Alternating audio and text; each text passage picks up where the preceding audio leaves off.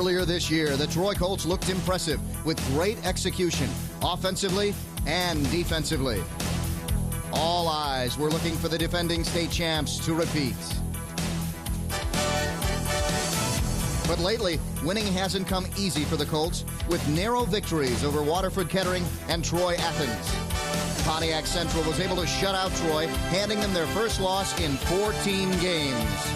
Today, the playoffs begin as Detroit Henry Ford takes on the Troy Colts.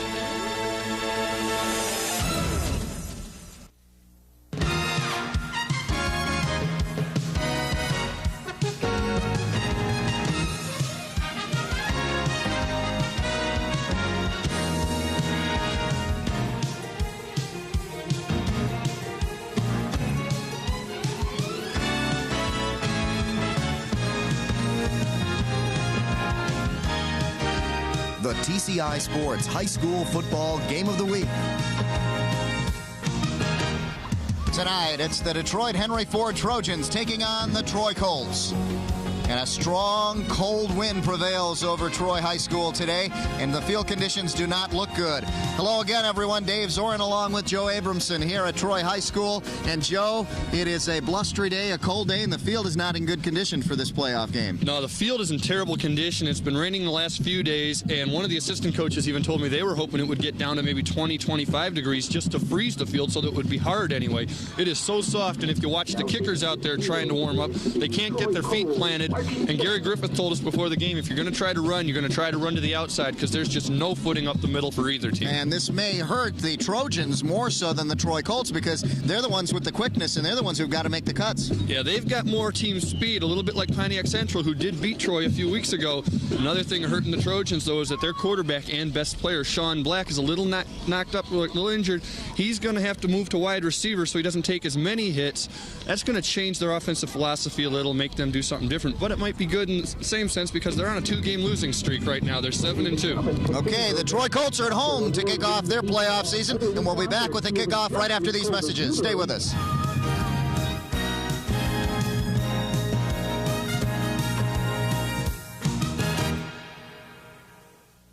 I wrote a letter to TCI because of the kind service and the kindness that was given to me when we needed service. I'm a district manager for Family Dollar stores here in Detroit and Pontiac. And being the district manager over 16 stores, it's important for us to maintain good customer service day in and day out. If you don't give good service to customers, you don't maintain good service, you don't maintain a good company. And TCI, in my book, has certainly represented customer service to the nth degree.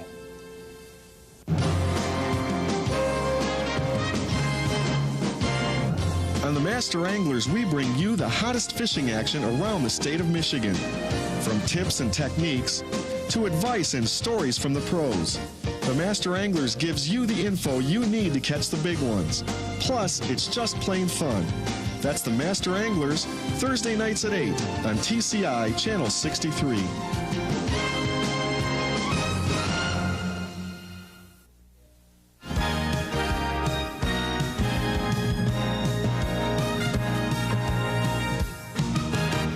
Welcome back to Troy High School. Dave Zorin along with Joe Abramson here for the first round of the playoffs where Detroit Henry Ford takes on the Troy Colts here at home.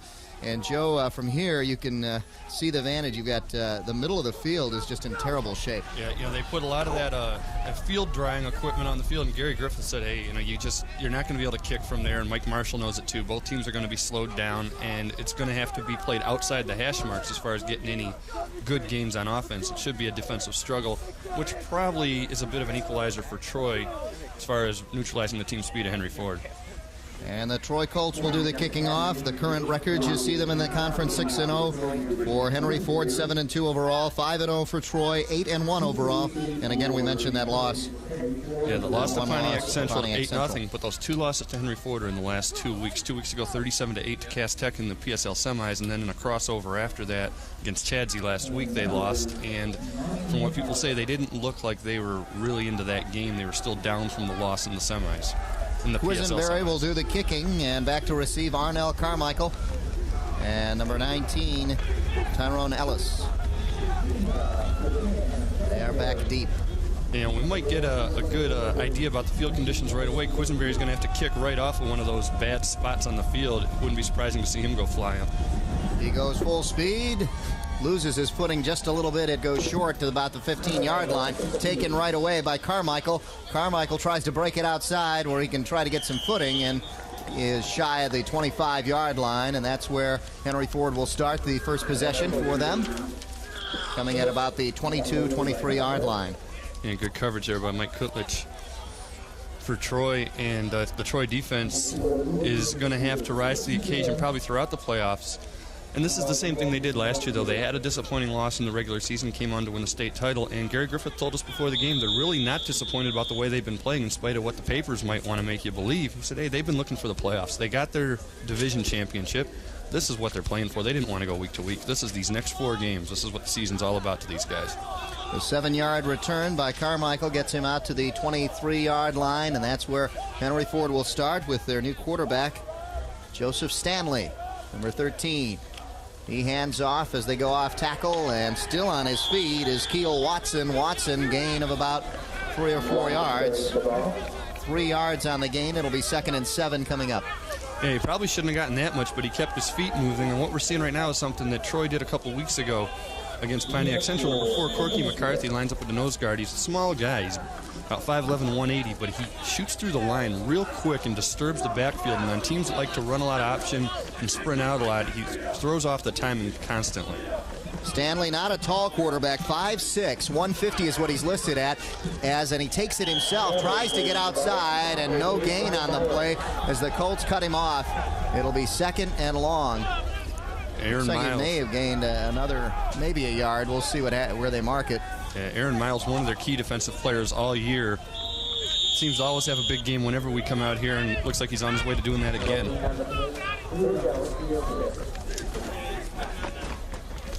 3rd and long now, 3rd and 6 they're calling it for the Trojans as they split 3 receivers out, 2 backs in the backfield, and a passing down definitely here. Rolling out and looking, he's got a man but throws it short, intended out there for number 5, Barksdale, Anthony Barksdale. Had to try to slide and get that one, but it bounced well before him, Joe. And again, you can see where that field is coming into play here. Yeah, you can't get your feet planted on the throw. You can't make the cut to make the pass. And again, that is a backup quarterback in Stanley. And we were told Sean Black, the regular quarterback, would be at wide receiver, but he's still on the sidelines. He hasn't seen the field yet. And take a look here. His footing, and he had to sort of jump to try to get that one off. Yeah. Really wasn't pressured and didn't get much pressure out there. Still had plenty of time to throw. No, but it is a new quarterback in a playoff situation, and that can affect you as much as anything. So a 4th and punting down now for the Trojans. Back to receive for the Colts. 2 men back. Yeah, and the kicking game can be factored hugely by the field conditions. Corky McCarthy along with Chuck Connor back there to receive, and a flag flies. Could it be a delay of game here? Let's see what that is. It is. Trojans took a little too much time there getting set, so that knocks him back 5, and they'll have to do it over. You know, when we talk about Aaron Miles always having a good defensive game whenever we come here, it seems whenever we do a Troy game over the last 2 years, Chuck Connor always comes up with at least one spectacular return. And they're at about the 45-yard line, their own 45-yard line. What do? They draw Troy off sides. Go back and forth Let's with this. see who this goes to against.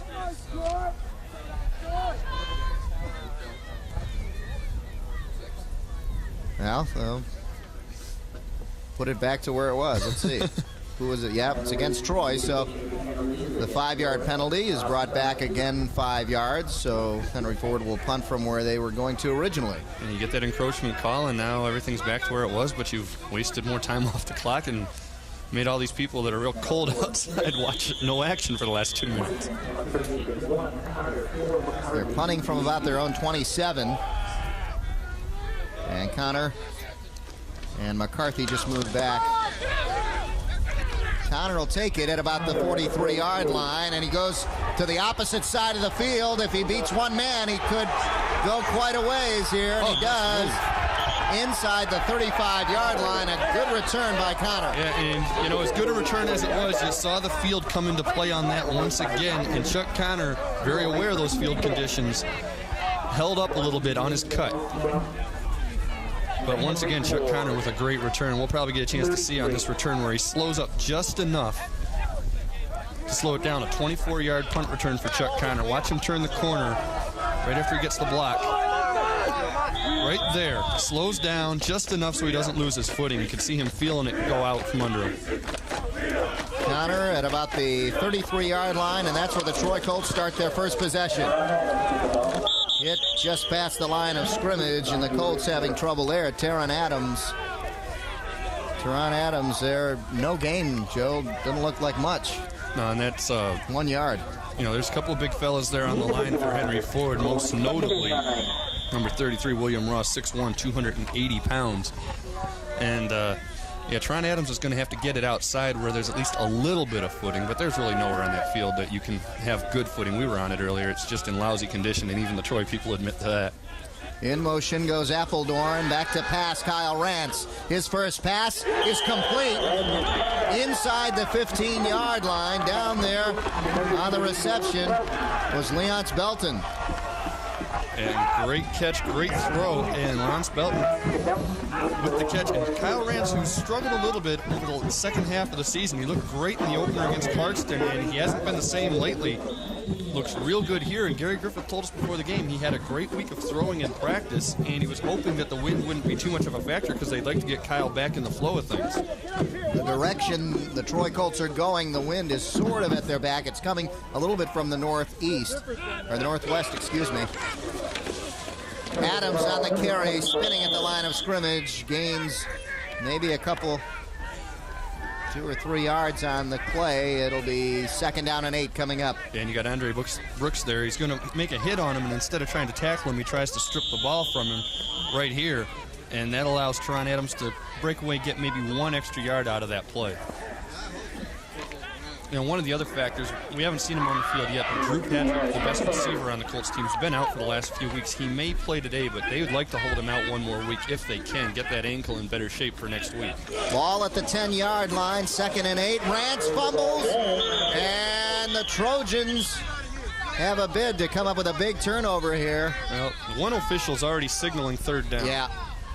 Now 2 of them Rance are. did fall on top of it. Rance got it back. A big break for the Colts as Kyle Rance lost the ball and had a chance to fall on top of it. Let's take a look. This is another thing where it is cold and wet, and they are able to strip him right there, number 53. That's Richard White, a sophomore, one of their younger guys. But it's also real cold, and Kyle Rance as a quarterback, he's one of the few guys not wearing gloves out there, and it's probably hard for him to grip the ball. A lot of the fans in the stands wearing theirs. 3rd and a long 7 or 6. Rance, plenty of time, unloads a bullet, and it's deflected. And just as he released, he got some pressure, but he stood back there pretty confident, Joe. Well, he was confident because Joe Conley was in front of him blocking, and other than that, Kyle Rance would have been sacked about 2 seconds earlier. And Joe Conley did a great job of holding off the pass rush, allowed Rance to look for an open receiver and avoid losing any yardage. Take a look here. Got plenty of time to throw, and there's Conley after he let his block up, and just good coverage by Henry Ford. Now we'll see if the kicking game's going to work. We've watched him practice. This was a real struggle for both teams. Strong wind blowing across the field.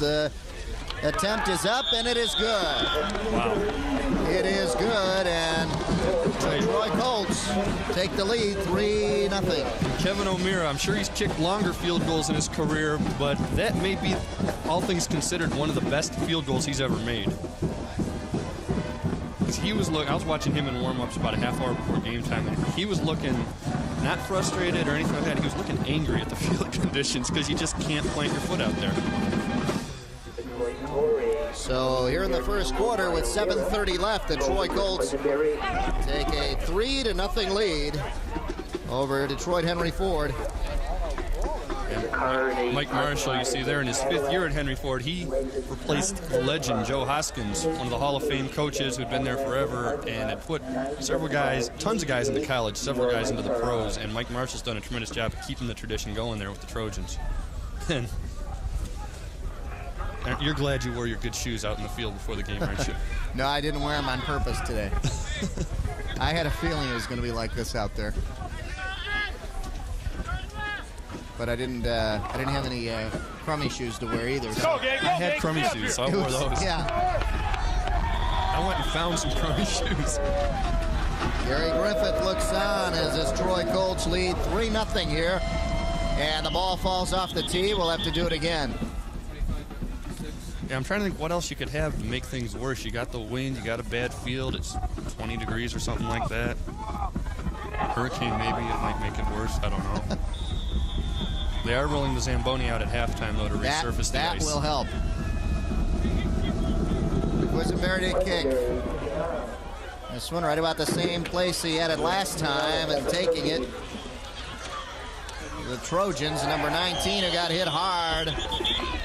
That is Ellis, Tyrone Ellis.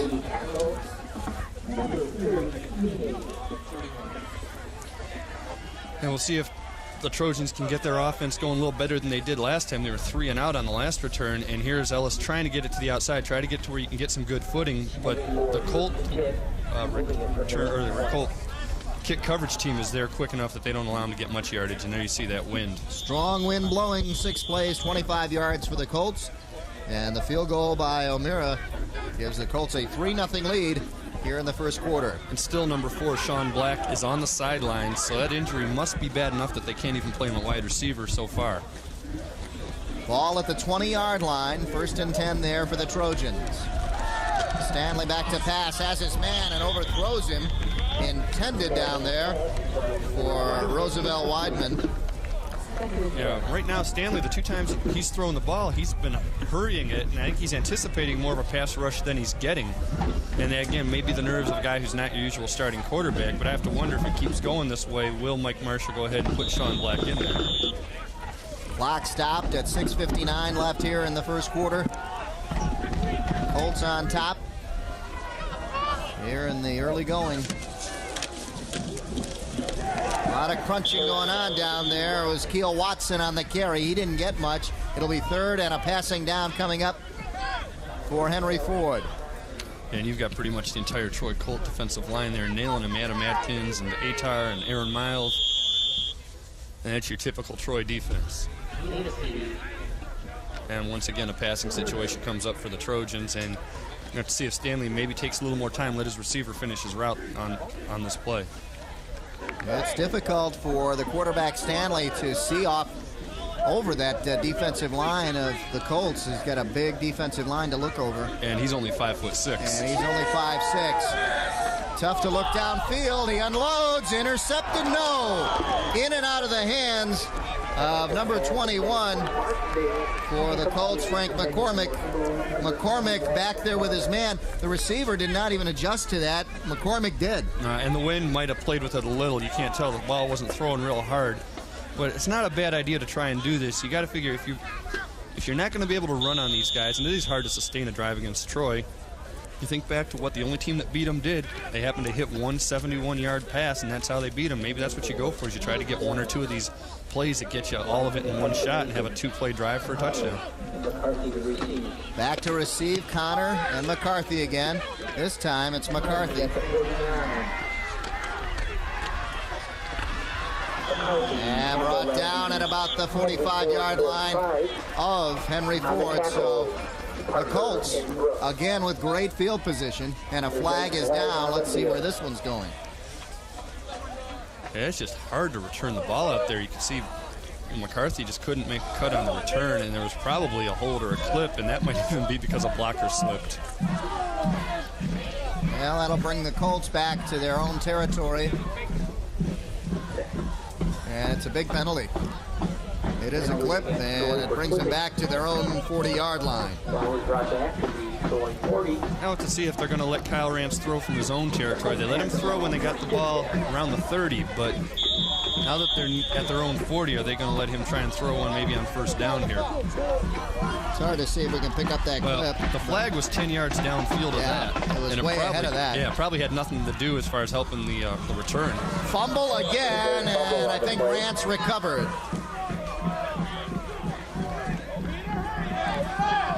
Rance or Conley, the 2 of them fell on it together. But once again, I think it's probably a combination of the wet field and the cold weather. You know, you had the gloves on out there, I didn't. And without gloves on there, your hands get numb so fast. Yeah. And at quarterback, very few coaches are going to allow a quarterback to wear gloves. I know Jim McMahon used to do it for the Chicago Bears. I've never heard him any. But something that Kyle Rance is going to have to deal with probably for the next 2 or 3 weeks. Rance back to pass, looks downfield, has his man complete and hit hard at the 45-yard line. That's Belton once again. Yeah, that's Belton. Same guy he hit before, and if they can keep hitting Belton, they're going to be able to avoid Drew Patrick, although Drew Patrick is in the game now, and he's alternating with Chuck Connor. He's going to come out for this play, but you watch him coming off the field, and he's limping badly. And a good hit there, and Belton hangs on. And Drew Patrick just doesn't look healthy, even walking along the sidelines. Anthony Barksdale, number 5 for the Trojans, right there on the reception for the hit. Rance again to throw, has his man open, nobody over there covering Adams, and Adams picks up a first down and more inside Trojan territory. Yeah, well, Chuck Connor goes downfield, and most of the defense went that way with him, so they're able to throw short to Tron Adams, and then he was able to make as much as he could out of the rest of the play. And I believe there's a flag down on the far sideline. And there is, and here you see Tron Adams get it and get the first down. And the penalty is going to be against Henry Ford, by the way. See if it's a late hit.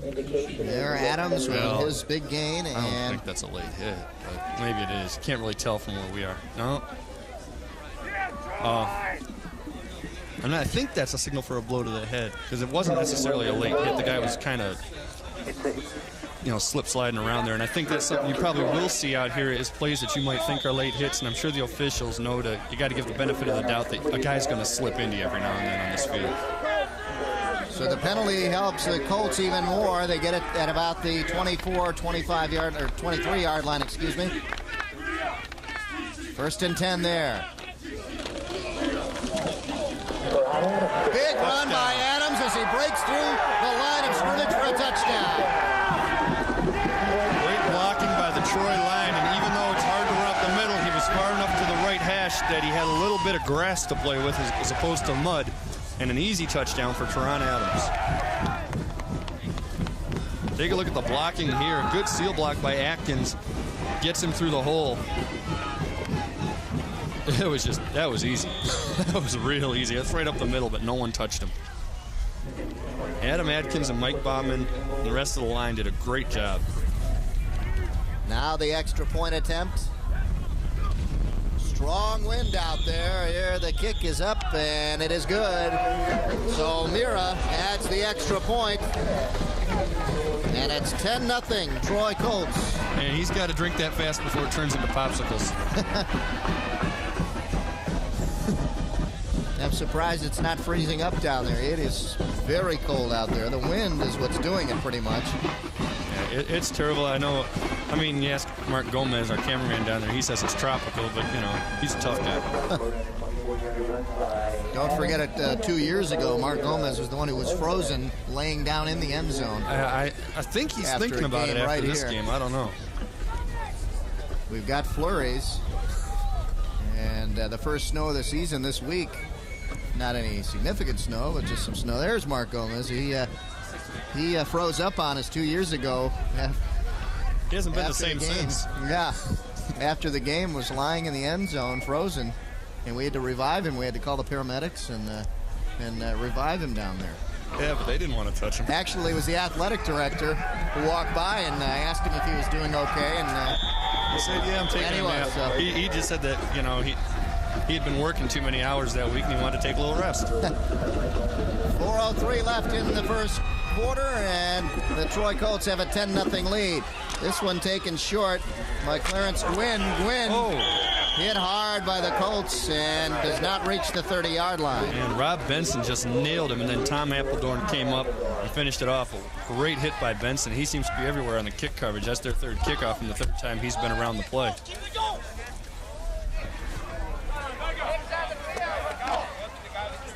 Ball at about the 28-yard line. 1st and 10 there. Here's the Troy drive. 4 plays, 60 yards. 1:55 off the clock, helped by that big pass play to Adams, and then the penalty. Adams with a 22-yard run. And it's 10-0.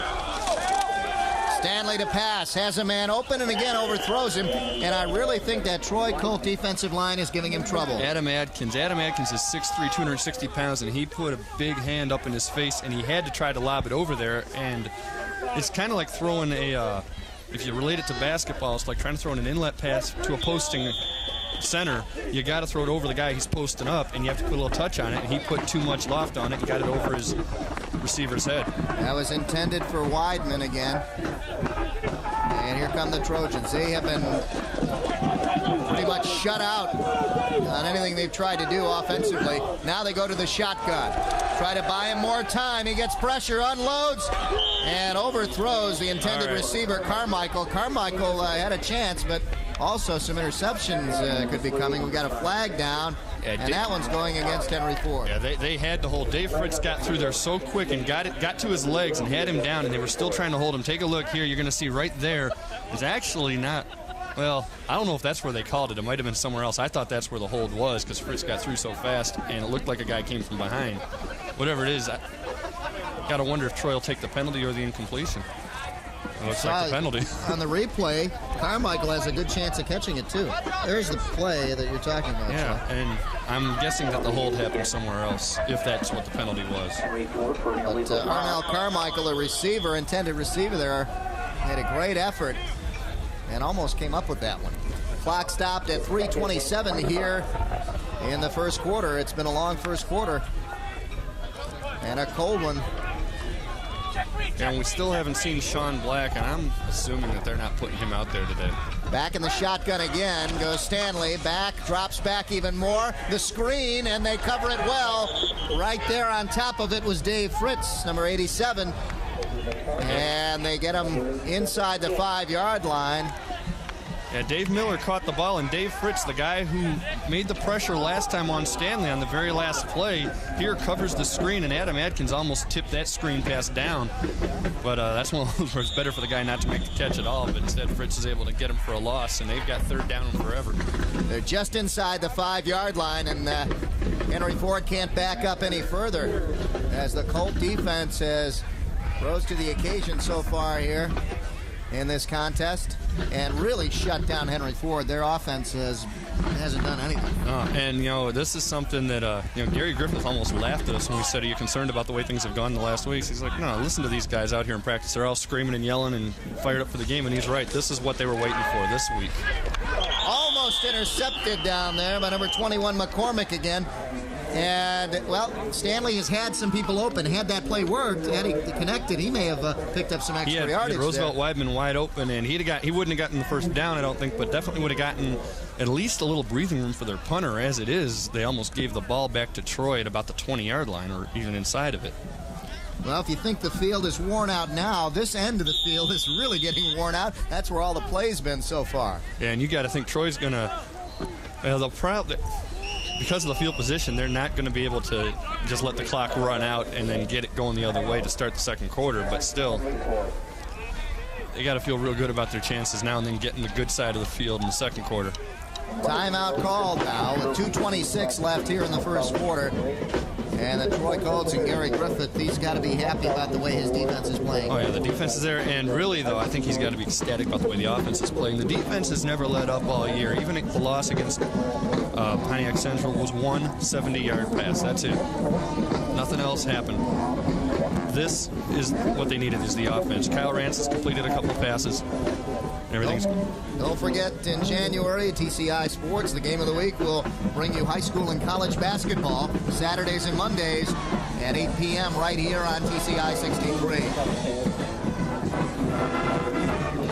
The flurries continue out there. The wind continues to blow, and it's a cold day. We saw the Colts fumble twice, and then, fortunately for Kyle Rance, he was able to recover both. Yeah, it's just it has to be the cold weather and the wet ground that's been affecting it, but so far it hasn't hurt the team at all.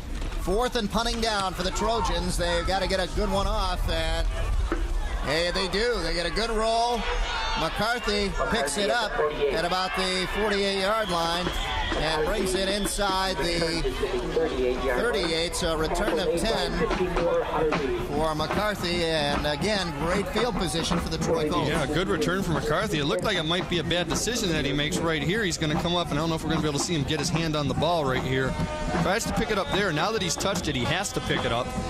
And he still has plenty of room, so he decides not to fall on it and is able to get 10 yards back on the return. Troy Colts start at their own 38. Excuse me, at Henry Ford's 38. They haven't started in their field position except for once. Adams gets it out to about the 35. And it's pretty safe to say that if they're on the left hash, they're going to run left, and if they're on the right hash, they're going to run right. And it's going to be up to the defense to stop it because they know it's coming. And that's, again, just because of the conditions of the field. You want to get closer to the sidelines there. Teron Adams gets a nice 4-yard gain to start it off. And still Drew Patrick is alternating with Chuck Connor, and he's in there. But you can tell that he's not 100% yet at all. Rance has an I formation, 2 receivers split out to the right. Rance to throw, has a man open downfield, complete, touchdown for the Colts. It's healthy enough to score a touchdown, though. Drew Patrick, touchdown. And that's his welcome back party. He played a little bit against Troy Athens last week, but that's his first touchdown in a while. The guy's been hurt most of the second part of this season, and that's really hindered their passing game. And now Kyle Rance has got to have his confidence back. And tell you, the game's not officially over yet, but Catholic Central ought to be ready for next week. The extra point attempt here. It is up, it is good. So O'Meara having a good day with a field goal and 2 extra points. And the Troy Colts, better yet, having a good day for themselves. And that was Drew Patrick's welcome home party, I guess you could call it.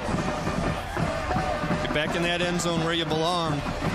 And he's doing that on a still gimpy ankle. You see him there. And if they can get a big enough lead, he's probably not going to play much more today. But that's got to do wonders for his confidence. And it's got to help Kyle Rance out, too. Something Gary Griffith told us a couple of weeks ago when they didn't have him in the lineup was that not too many other guys on the team have the hands Drew Patrick does. And Kyle's got such a strong arm that nobody else can catch it. And because nobody else does, Kyle was going back to his junior season style of throwing, which was lobbing the ball, and it just was floating over guys' heads and a lot of incompletions. If he can get his confidence back and start zipping it and going right for the guy's hands and having faith in the receiver to catch it, that's another weapon for them. And, I'll still say it that next week, I'm assuming they're going to play Catholic Central. That's the state championship game. The winner will go on. And Quisenberry to kick off again. We've seen this a lot. 1:10 left here in the first quarter.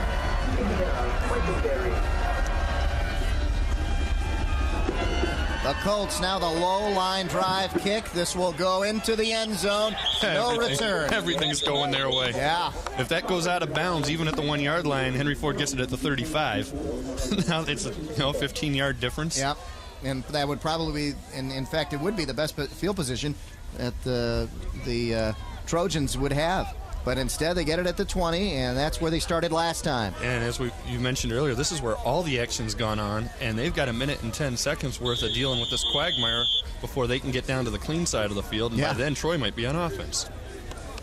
Yeah, and then Troy would be heading into the, like you said, the clean side of the field, which hasn't even been used yet. 2 plays, 38 yards for the Colts, 103, the 35-yard touchdown reception by Patrick from Rance. Here's the run, and the Colts stack this one up again. Right there is number 34, Belton, who's done it offensively, now comes up with a nice play defensively. Yeah, well, if you're going to play for Troy, you're eventually going to have to do something defensively. That's part of the deal over here, and Belton definitely gives his contribution right there, along with Aaron Miles. And I don't know if Henry Ford should be able to run this clock out and get at least 1 play run on the good side of the field. If you bought tickets in the south end zone, so far you haven't seen much anything. Clock running, 33 seconds. And counting down to the end of this first quarter. Stanley to pass. Goes deep. Ball's up for grabs. And that time, Carmichael played defensive back that time as he just knocked it down. He didn't even try to go for the catch. Let's take a look. Well, Frank McCormick's got it. I mean, he's throwing it for Carmichael, and Frank McCormick's got it, and you hit it right on the head. He turns into the defensive back. And it's the second time McCormick's had good coverage, and it's an interception waiting to happen.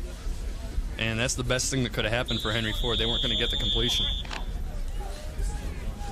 Good coverage down there, and good coverage by the camera folks for TCI down there. Yeah. Now it'll be interesting to see if they want to run or throw. If they run, they can at least run the clock out, and if they don't get the first down, they can punt from the other side of the field, have the wind at their back. If they throw, they're going to have to punt from here if it's incomplete.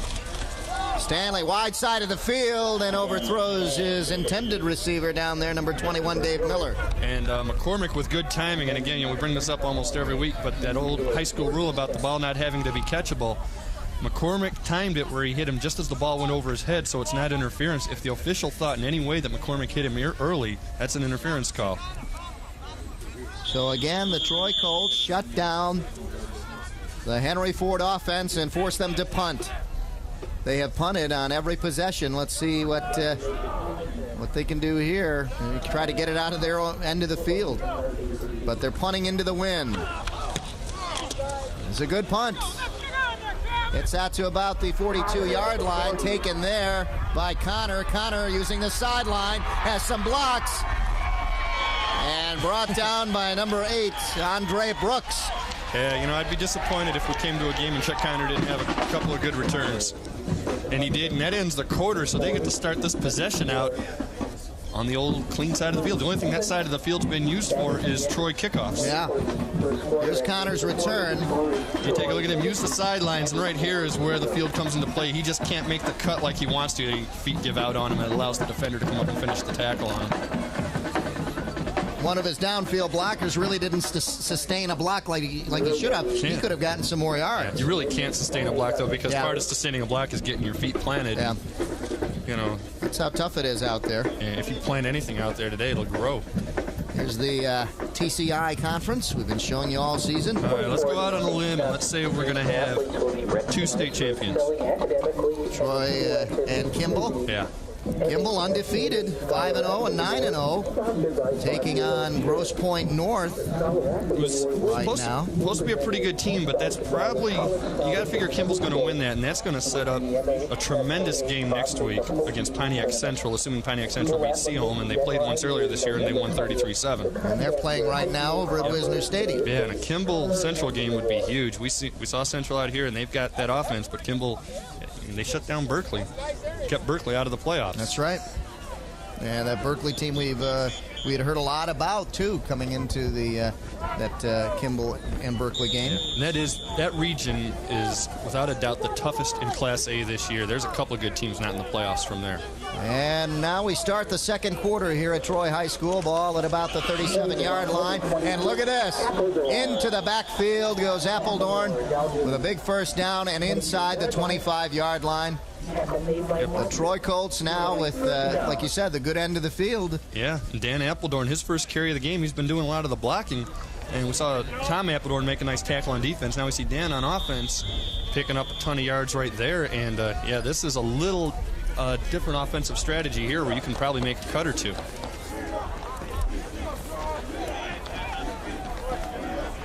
Rance, the quarterback, ball at about the 23-yard line.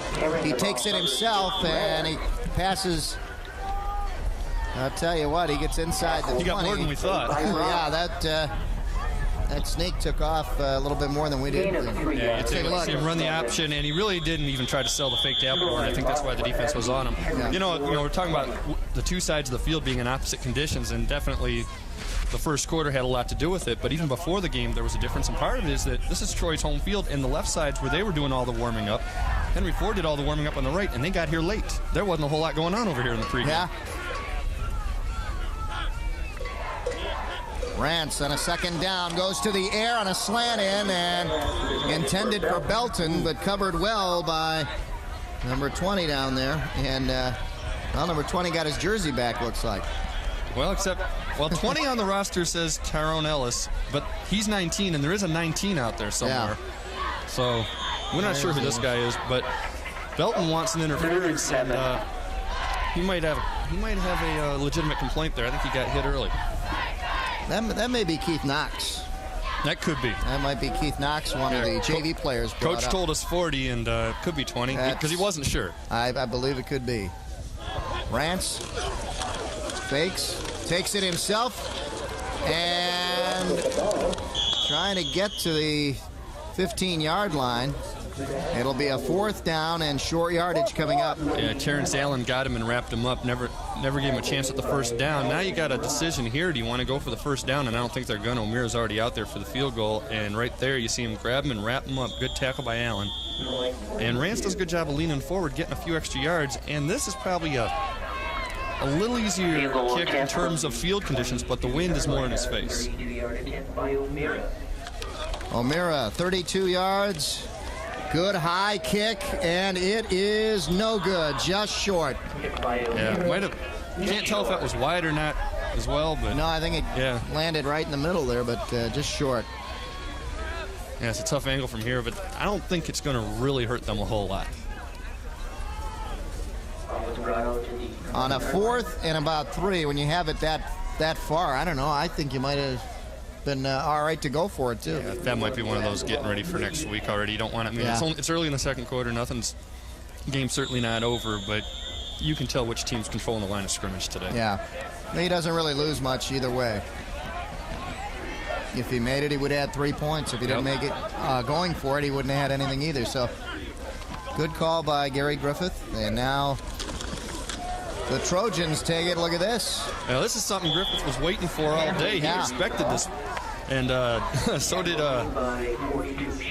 Schwayhat expected it as well, and he was able to make the stop. And this is something they saw a couple of weeks ago against Pontiac Central with Dante Robertson. They're all-world, all-everything, multi-position player. It's get it to the quarterback and let him run a straight sweep without even faking anything. And they know it's coming, and they're able to stop it. This is the play they usually run with Sean Black, though. And again, it's one player does not make a team, but they are missing. They sure are. The loss. Now 2nd and 12. There you see the clock. We're in the second quarter here of the first round of the playoffs. The Troy Colts against Detroit Henry Ford here on the handoff. Ford with one of their bigger gains of the day right there, and that is what this side of the field will do. It'll help you out. You've got some footage there, and you can pick up some yards. Keel Watson on the carry. Yeah, Keel Watson able to get him a 3rd and 6, but I don't think they've gotten a first down yet in the game, and we're almost 9 minutes left in the first half. And as good a play as that was, if he gets the same yardage this time, it won't be a first down yet either. 3rd down now for the Trojans, 3rd and 5.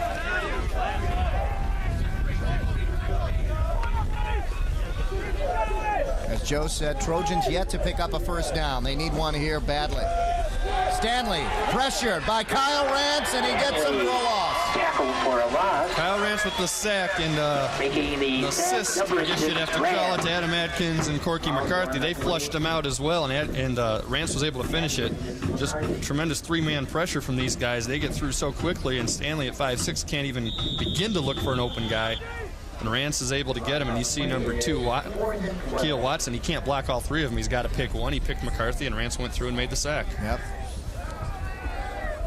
So 4th and punting down again for the Trojans. The pressure put on him, and he just got that one off. It'll bounce at about the 43-yard line and go out to about the 47-yard line. Yeah, that's the first so time. Again, the Troy Colts with great field position. Yeah, it's the first time they didn't get to return it. Take a look here. Frank McCormick's almost going to block this. He gets in fast, and as cold as it is, that would have really hurt to block this punt. There's McCormick come flying through, and man, if I'm that punter, just take a dive right there. You might be able to buy a penalty off. You never know. If a ref's not looking, sees you down on the ground, he may throw it. If he sees just the littlest contact and you happen to catch him at the right moment, you can... I've known of a few high school players try to fool an official. 1st and 10, Adams, wide open hole, and look at him bust into the backfield. Oh, man. Close to a first down. Oh, and Carmichael with the tackle, and a good thing he made it because Adams was about to bust outside, and he had a downfield block set up with Chuck Connor, and he was going to gain at least 10 more. Take a look right here. You're going to see the tackle made right there, and if he gets out right here, you see Chuck Connor was going to make that block, and Adams saw it, and he was trying to make the cut outside, and that was another 10, 15 yards maybe. 2nd and a long yard coming up here. Kyle Ranch looks it over. I formation in the backfield. 2 receivers split. They go to the air, and they surprise him by going to the air. Oh, and just knocked away by Dave Miller. Good coverage. The pass intended for Belton, and Miller knocked it away at the last second. Great coverage, and a good call, too, because you've got 2nd and 1. Hey, why not? You got an extra play here. Absolutely. Go deep with it. And the throw's right there. This is just good coverage, and nothing Kyle Rance could have done differently, nothing that Belton could have done differently.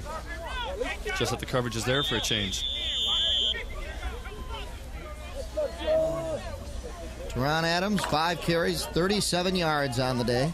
Not a bad way to start here in the first round of the playoffs. Yeah, and one of the things that you got to think now is that you want to not pile it on too much right now, but you want to be able to get these guys out of there by the 4th quarter. Adams picks up the first down and more down the sideline. 1 man to beat. And he bumps him out of bounds inside the 15-yard line. Inside the 10. And once again, it's Arnell Carmichael who made a not necessarily a touchdown-saving play previously, but saved a few yards. That time it is a touchdown-saving play. And Teron Adams having a great game so far and busting it outside. And as we said, it's harder to run up the middle, but you get outside and tiptoe on the sidelines a little bit. That was close. There. 21-yard gain for Teron Adams, and he's more than halfway to 100 now. 1st and goal. Ball at about the 8-yard line. Colts on the move. Adams again gets the carry inside the 5 to the 3. Inside the 5. This is the Troy offensive machine that we saw against Clarkston. And the very first game of the season. You know, when I saw that first game, I thought this team, there's nobody's going to beat them, even Catholic Central. Nobody could touch these guys.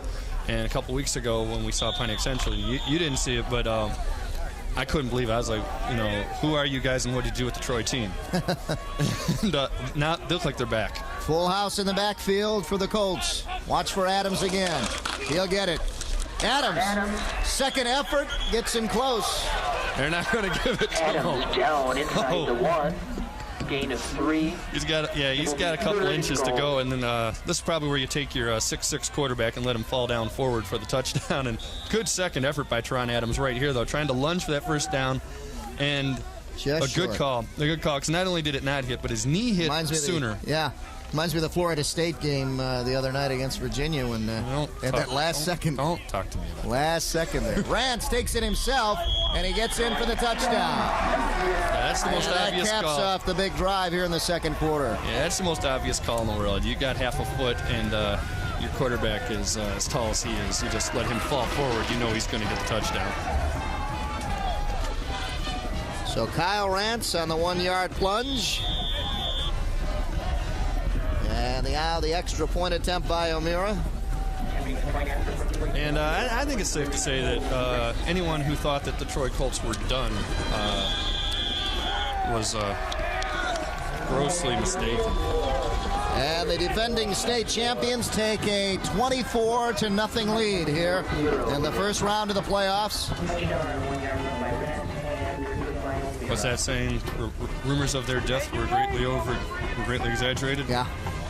They've got a bright future ahead of them now if they can continue this. And I'll tell you what, Henry Ford like I say, got a lot to do at halftime to make adjustments here. Yeah, like I say, I know we've got more than a half of football left, but if you want to see a good game next week, go watch these guys play Catholic Central, because I'd be surprised if the winner of that game doesn't win the state championship. It's kind of like last year in basketball when Country Day played Orchard Lake St. Mary's in the second round.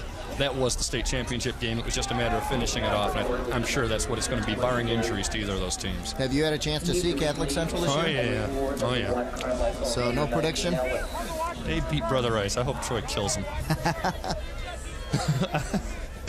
Joe, of course, coming from Brother Rice, his alma mater. So Catholic Central's real good, though. That's okay.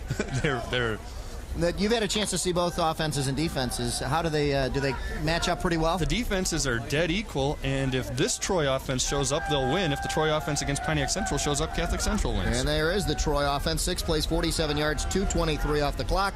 The 1-yard plunge by Rance. Now, the one thing CC does have is a kicker who can kick legitimately a 60-yard field goal.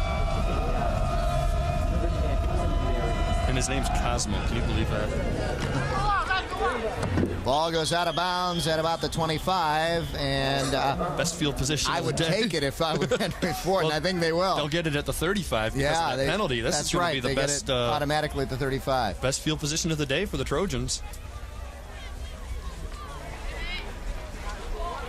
So a big break for Henry Ford as they get the ball outside the 20. They've rarely had it past the 20-yard line on a first possession, and they will get it at the 35 right now. So that's the best field position that they've had in this game, their own 35. You know, and right now, you know, it's kind of a traditional thing there. You know, you don't want to, you know, overstate something negative about a particular league, but PSL teams, they all think about the PSL title, and some people had told me that once these guys were out of the PSL race, they kind of lost interest, and they're kind of playing like they've lost interest right now. And, you know, PSL's always got some good players and good teams, but the fact is there's never been a Detroit PSL team to win a state championship. And until it happens, you just can't believe that it's going to. So there's some history behind what you're saying there, Joe, and I found it hard to believe that they would give up when you're in the state playoffs. Yeah, I guess, but, you know, when you think about when the PSL title is such a big deal to you, you know, sometimes I guess, you know, it can dishearten you too much. Now they've even got to delay a game here on first down. And I found it hard to believe, too. But, again, this was a few people I had talked to who had talked to coaches who had scouted them who said that's the impression they got of them last week. And I was a little shocked, but they were right. So far. Yeah. And there's an offsides, and they're going to knock back even more. They just had first and 15, and now they're going to go back another. Well, Another 5 yards. Did you ever seen the movie The Best of Times? Yes, but have you ever seen the Roadshow video? Every week. Have you seen this edition, the Renaissance Festival edition? I miss Seinfeld every week for Well, this. this is the best one with Henry VIII there, Pat Collar, and Bubba Wicker. So he'd be number 8 there? Oops. Anyway, yeah, the procedure call is just literally the receiver was 20 yards downfield because he thought it was on 1 and it was on 2. There it is, the biggest play of the day right there for Henry Ford as they get a completion out across the 40-yard line, and Carmichael on the reception. Yeah, he owed him that. He's the guy who went offsides on the previous play, but it's still not a first down. Yeah, but they're in the best position they've been in a long time. Second down and 5. Without a doubt, this is their best opportunity. Yeah. And if they want to have a chance at all of winning this game, they have to score. They can't go down. They can't go in down 24-0 or possibly worse. Stanley, the quarterback, calls out the signals, and they go to the air again. He's got him down the sideline and a long way to throw, Joe, down to the far sideline. They're on the far right hash, and he was thrown off to the left side. I never understand those plays unless you've got a quarterback with just a rocket arm. You're trying to gain 5 yards by asking your quarterback to throw the ball 40 yards. That's a long almost throw. A 40-yard throw to gain 5, and to ask him to pinpoint it like that. And of course, then you got the quarterback. Then the defender can make the adjustments also and pick off. And if he did pick it off, there's nobody to catch him. 40 yards downfield makes the defender sprint. 40 yards sideways makes the defender just alter his coverage a little. Here's Stanley rolling out this way, throws and had Carmichael, but just in and out of his hands. And Teron Adams had his hands on it more than Carmichael did. Yeah. He actually got knocked down by McCormick, and they're talking about it now. And you know, the Troy defensive backs have got to be licking their chops right now back there because they're looking for another interception. The flurries are starting to intensify. There you see the pass play. Oh, and you got to figure, when you've got a 24-0 lead, you want the weather to get ugly. And Troy, and this is, you know, you couldn't ask for anything more for them. They'll take a 24-0 lead and just sit on it. Just under 5 minutes left here in the second quarter. Fourth and punting down. They're trying to draw the Colts off sides. It would get them a first down. Troy knows it's coming, and now you get... and you got the entire offensive line. Well, yeah. You know, that might be something that you're told to do, too. Yeah. If you can't draw them, just take the procedure. And although, you know, the delay of game is no different. But that's... you know, it's worth a try. That was the closest they were going to get to a first down. You might as well go for that. Yeah, they're trying it against a well-disciplined defending state champion team, and they didn't budge. Yeah. So it's 4th and 10 and punting down. But now that the 5-yard penalty doesn't hurt you if you're Troy, maybe you do jump. And boy, that looked shaky, too. Yeah. The punt is off, fielded there by Connor at the 35. Connor, twisting, turning, still on his feet, finally down at about the 38-yard line, and that's where the Colts will start in their own territory, Joe. And Fritz and McCarthy were trying to get him a couple of blocks, and he just wasn't able to get his footing. Take a look at this. He's going to try and set up a return, and everything just gets a little congested in here, and he's not able to get the return set up at all. And Wisely just falls forward, and still decent field position for Troy. This might be as bad a field position as they've had, but when your worst field position is your own 38, you're doing something right. There you see Connor pulling out to the right side of Kyle Rance, I formation, 2 receivers split. The handoff to Adams. Had he bounced it outside, but again, that's tough with that footing out there. If he bounced outside, he might have gone flying. Yeah. It's tough with that footing. That is where that came in. Take a look. He has to go where the play was designed. He had no chance of running outside on that. Yeah, the conditions do limit your options and your creativity as a running back. And Tryon Adams on an AstroTurf field or a normal dry day probably does bounce that outside. And maybe if it's a tighter game too. I think here you play conservative. Second down, the handoff goes to Appledorn, and he gains maybe a yard or 2 there. It'll be 3rd down and about 4 or 5 coming up here. Let's take a look. Yeah, and if you're Troy, what you're thinking now is that your worst case scenario is the clock's running with 3:39. You see Appledorn just busted off tackle and gain about 2 yards, give him a 3rd and 5. Your worst case scenario is that you run here and you don't make the first down and you punt. Henry Ford's going to get the ball back maybe with 2 minutes and 30 seconds, 2 minutes and 40 seconds by the time they'd actually be able to run a play, and that's going to be hard for them to score with that little time. So that's the worst case scenario. The best case scenario is that you bust it for a touchdown right here. In motion goes Adams. Conley's the only back there, and he's going to block for Rance. The throw goes out to Adams, and he's down right about the line of scrimmage. So it'll be 4th and a punting down for the Colts. This will be the first time they've had to punt.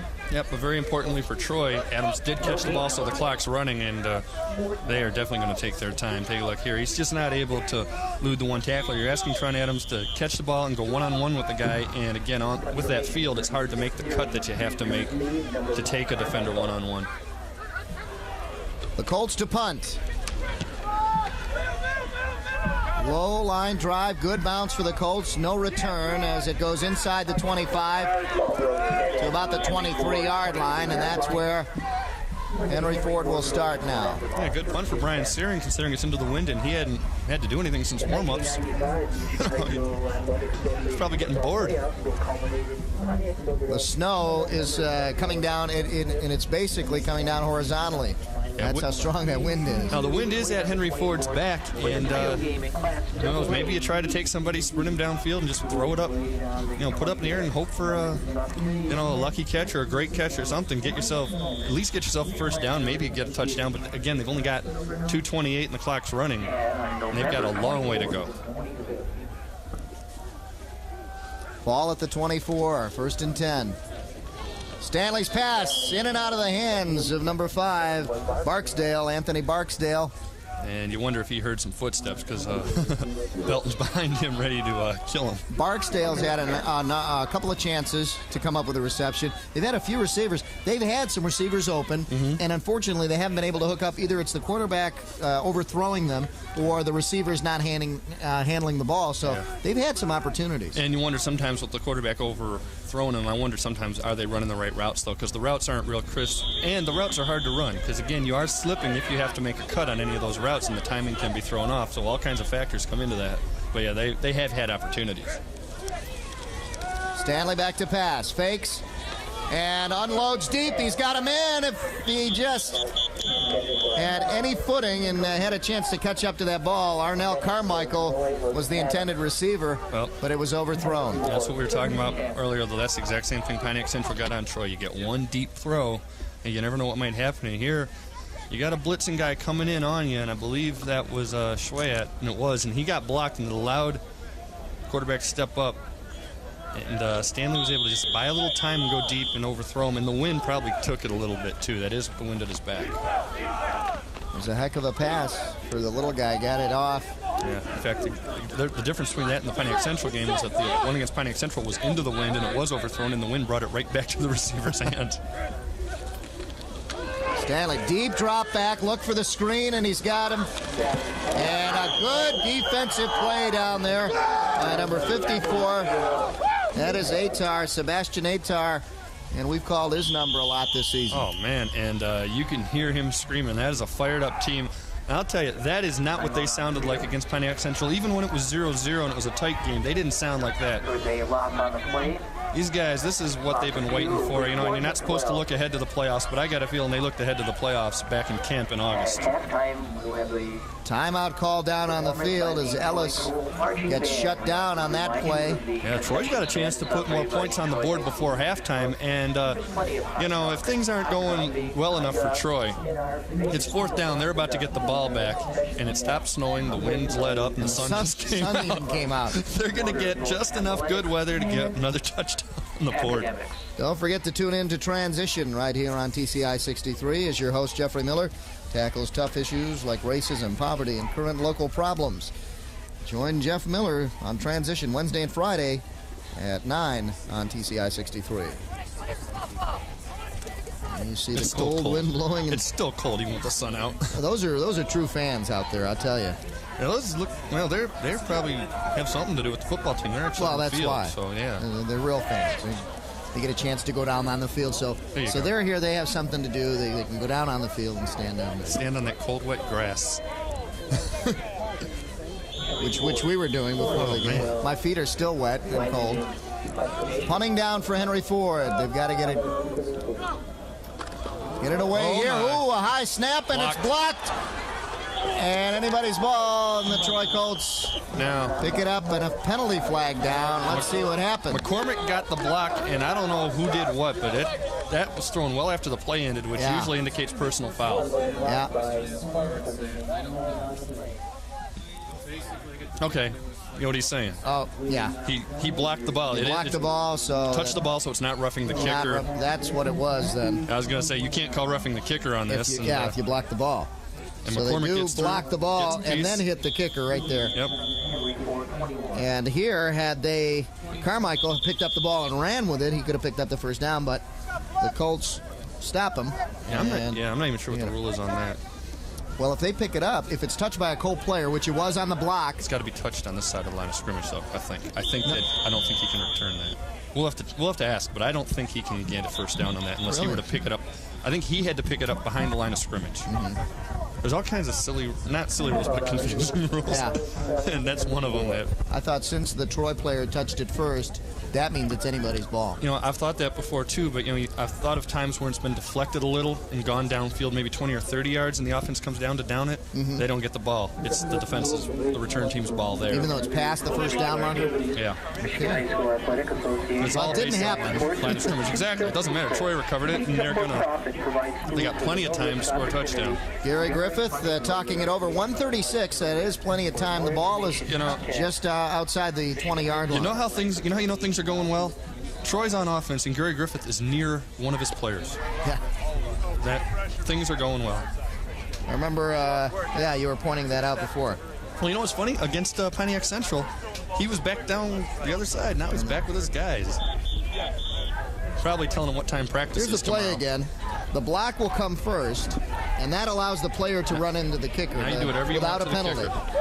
Now the ball is almost picked up by Carmichael, but Atar got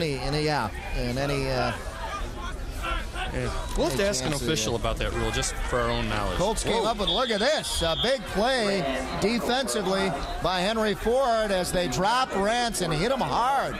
Down at the 30, and Rance is in trouble. He's getting up slowly. This is something they can't afford. And he is staying down. That's one of your best defensive and offensive players. Looks like his hand or his arm was crunched. He was hit on all sides.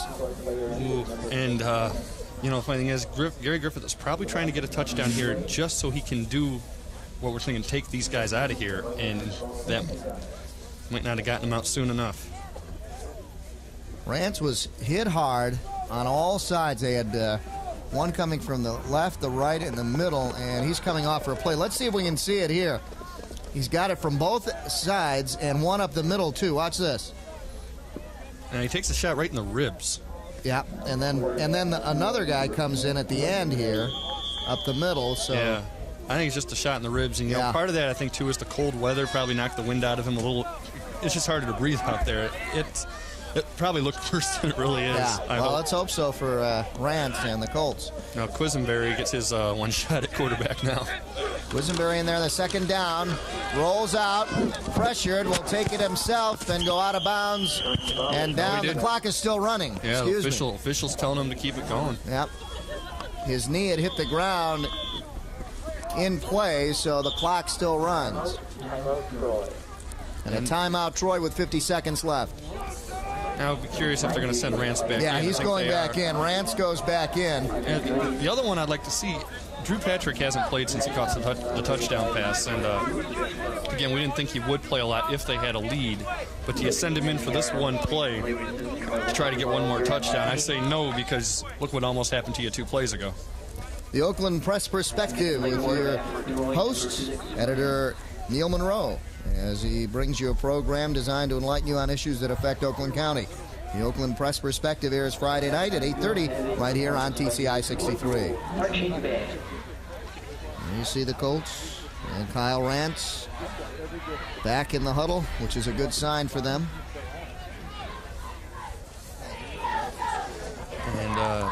And you wonder, are they going for the touchdown here, or are they just trying to get better field goal position?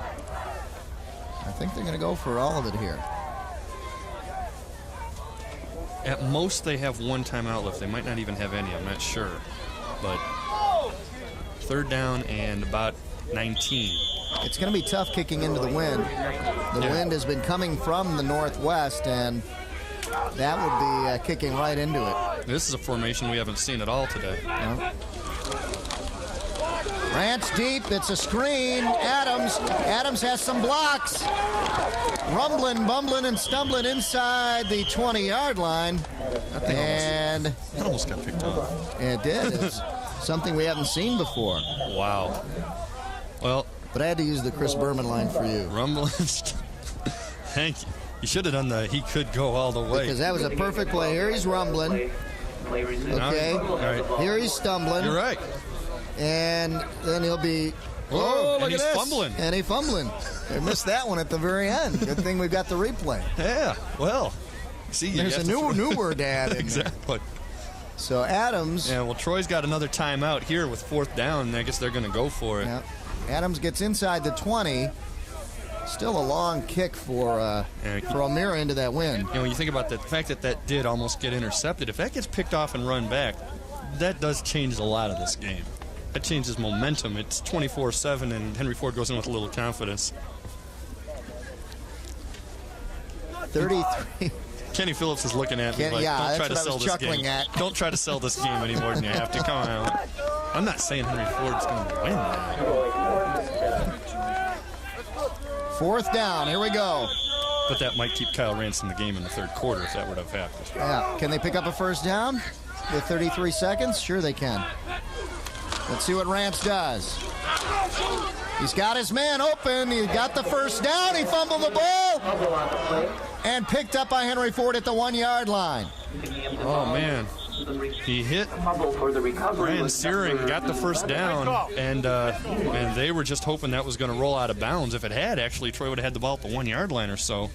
As it is, Henry Ford's pinned deep in their own territory, but they're able to avoid another Troy touchdown. Kevin Moore with the fumble recovery. Let's take a look. Colts have it. The good play here. Good call. They pick up the first down and had a chance to get another play, but a fumble here, as you see it just go right out of the arms of Searer. Yeah, and Searing fumbled, but that was because Andre Brooks came behind and punched it out of his hands. And that play was made possible, at least offensively, the fact that Belton cut across the middle and kind of crisscrossed the defense. That got Searing wide open. Play worked except for the fumble. Excuse me, that was Searing, Brian Searing. And here comes Henry Ford. Look at this! Can lightning strike? Can they catch him? They finally do. No, they don't. No! Oh, my. He's tippy-toeing down the sideline. Finally goes out of bounds inside the 20. And I thought they had him out of bounds earlier, but no. He stayed in. And a big run there by Watson, Keel Watson. Take a look. And wouldn't you know, this is the side of the field we don't have a camera on this sideline, but what a run. Breaks a tackle here. Looks like McCormick's got the angle on him. And here's where I thought he went out of bounds. Let's right see. there. Nope. High steps, still going. And right here, when this tackle gets missed by Benson, and Watson just can't keep his balance in bounds. What an effort.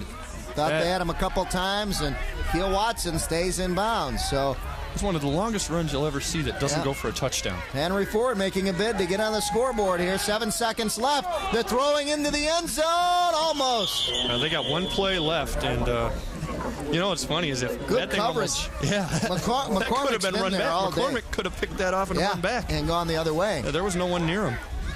3 seconds left, so one play left here for Henry Ford. Yeah, you take a look here. They're trying to run a fade pattern to the corner. And right here, off. I'll tell you, if Carmichael doesn't tip that, McCormick could go. Yeah.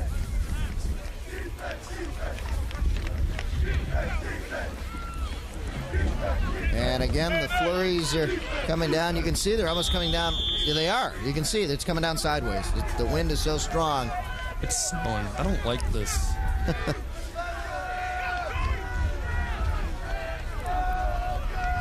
Joe, not too happy with the winter weather. And our director, Beavis, is making fun of me. Back to pass. Stanley has time. Look at this. Takes it himself. He's got some room to run, but they finally close in on him at about the 15-yard line. They're going to let him do that with 3 seconds left. Sure. That's a little inexperience there. You've got to throw it up. If nothing else, throw it up for grabs in the end zone. Might as well. Let's take a look. Yeah, he's got all day, but everybody's hanging back, and that's why I thought maybe he'll do something with the run, but everybody converges on him here. Against some teams, maybe you're not going to do this against Troy. No. They know what they're doing. They're going to let you gain. They'll let you gain some yardage here. That's fine too, because you've got no more plays to run. And that will end the first half, and a long first half here. Not for the Troy Colts. They've scored 24 points, but for Henry Ford, as they have to try to regroup and get something going offensively, as the Troy Colts have shut them out here in the first half, 24-0. We'll be back with some halftime stats for you right after these messages. Stay with us.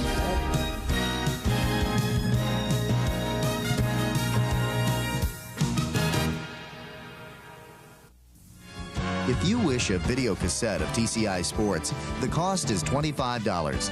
Send a check payable to TCI, along with your name, address, and the names of the teams that played in the game, to TCI Sports Videotapes, 4500 Delamere Boulevard, Royal Oak, Michigan, 48073. Remember to tell us which game you wish to receive. And thank you for watching TCI Sports.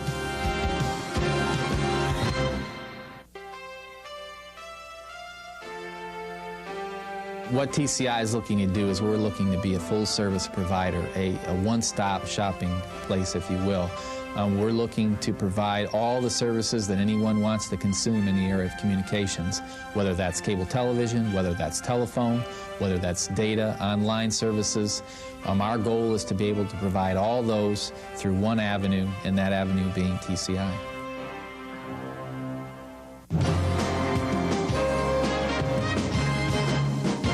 Coming up this winter, TCI begins its 10th season of high school and college basketball on the TCI Game of the Week. Each week on Channel 63, you'll catch all the action as the area's best teams match up. And the coverage is what you've come to expect from TCI Sports. Don't miss it. The TCI Sports Game of the Week, coming up this winter on Channel 63. It's the way you inspire. It's the way you grow. It's the way you lead. It's the way you play. It's the way you work. It's the way you discover. TCI. It's the way you learn. It's the way you learn.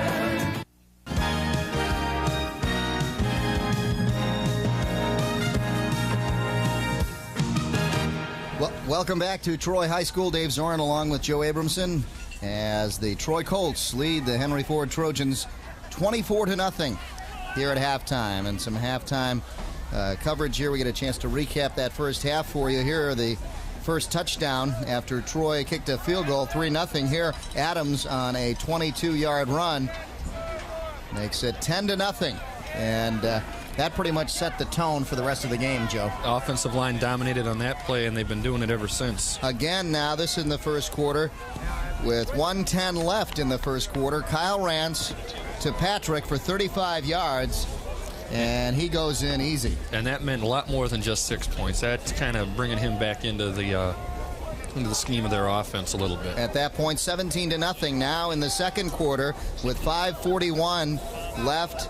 Kyle Rance takes the 1-yard plunge there for a 24-0 lead, and that's where we stand right now. Here are the stats for you at halftime. Passing yards for Henry Ford, 3. Rushing, 84. Total yards, 87. Explain that, though. Explain that.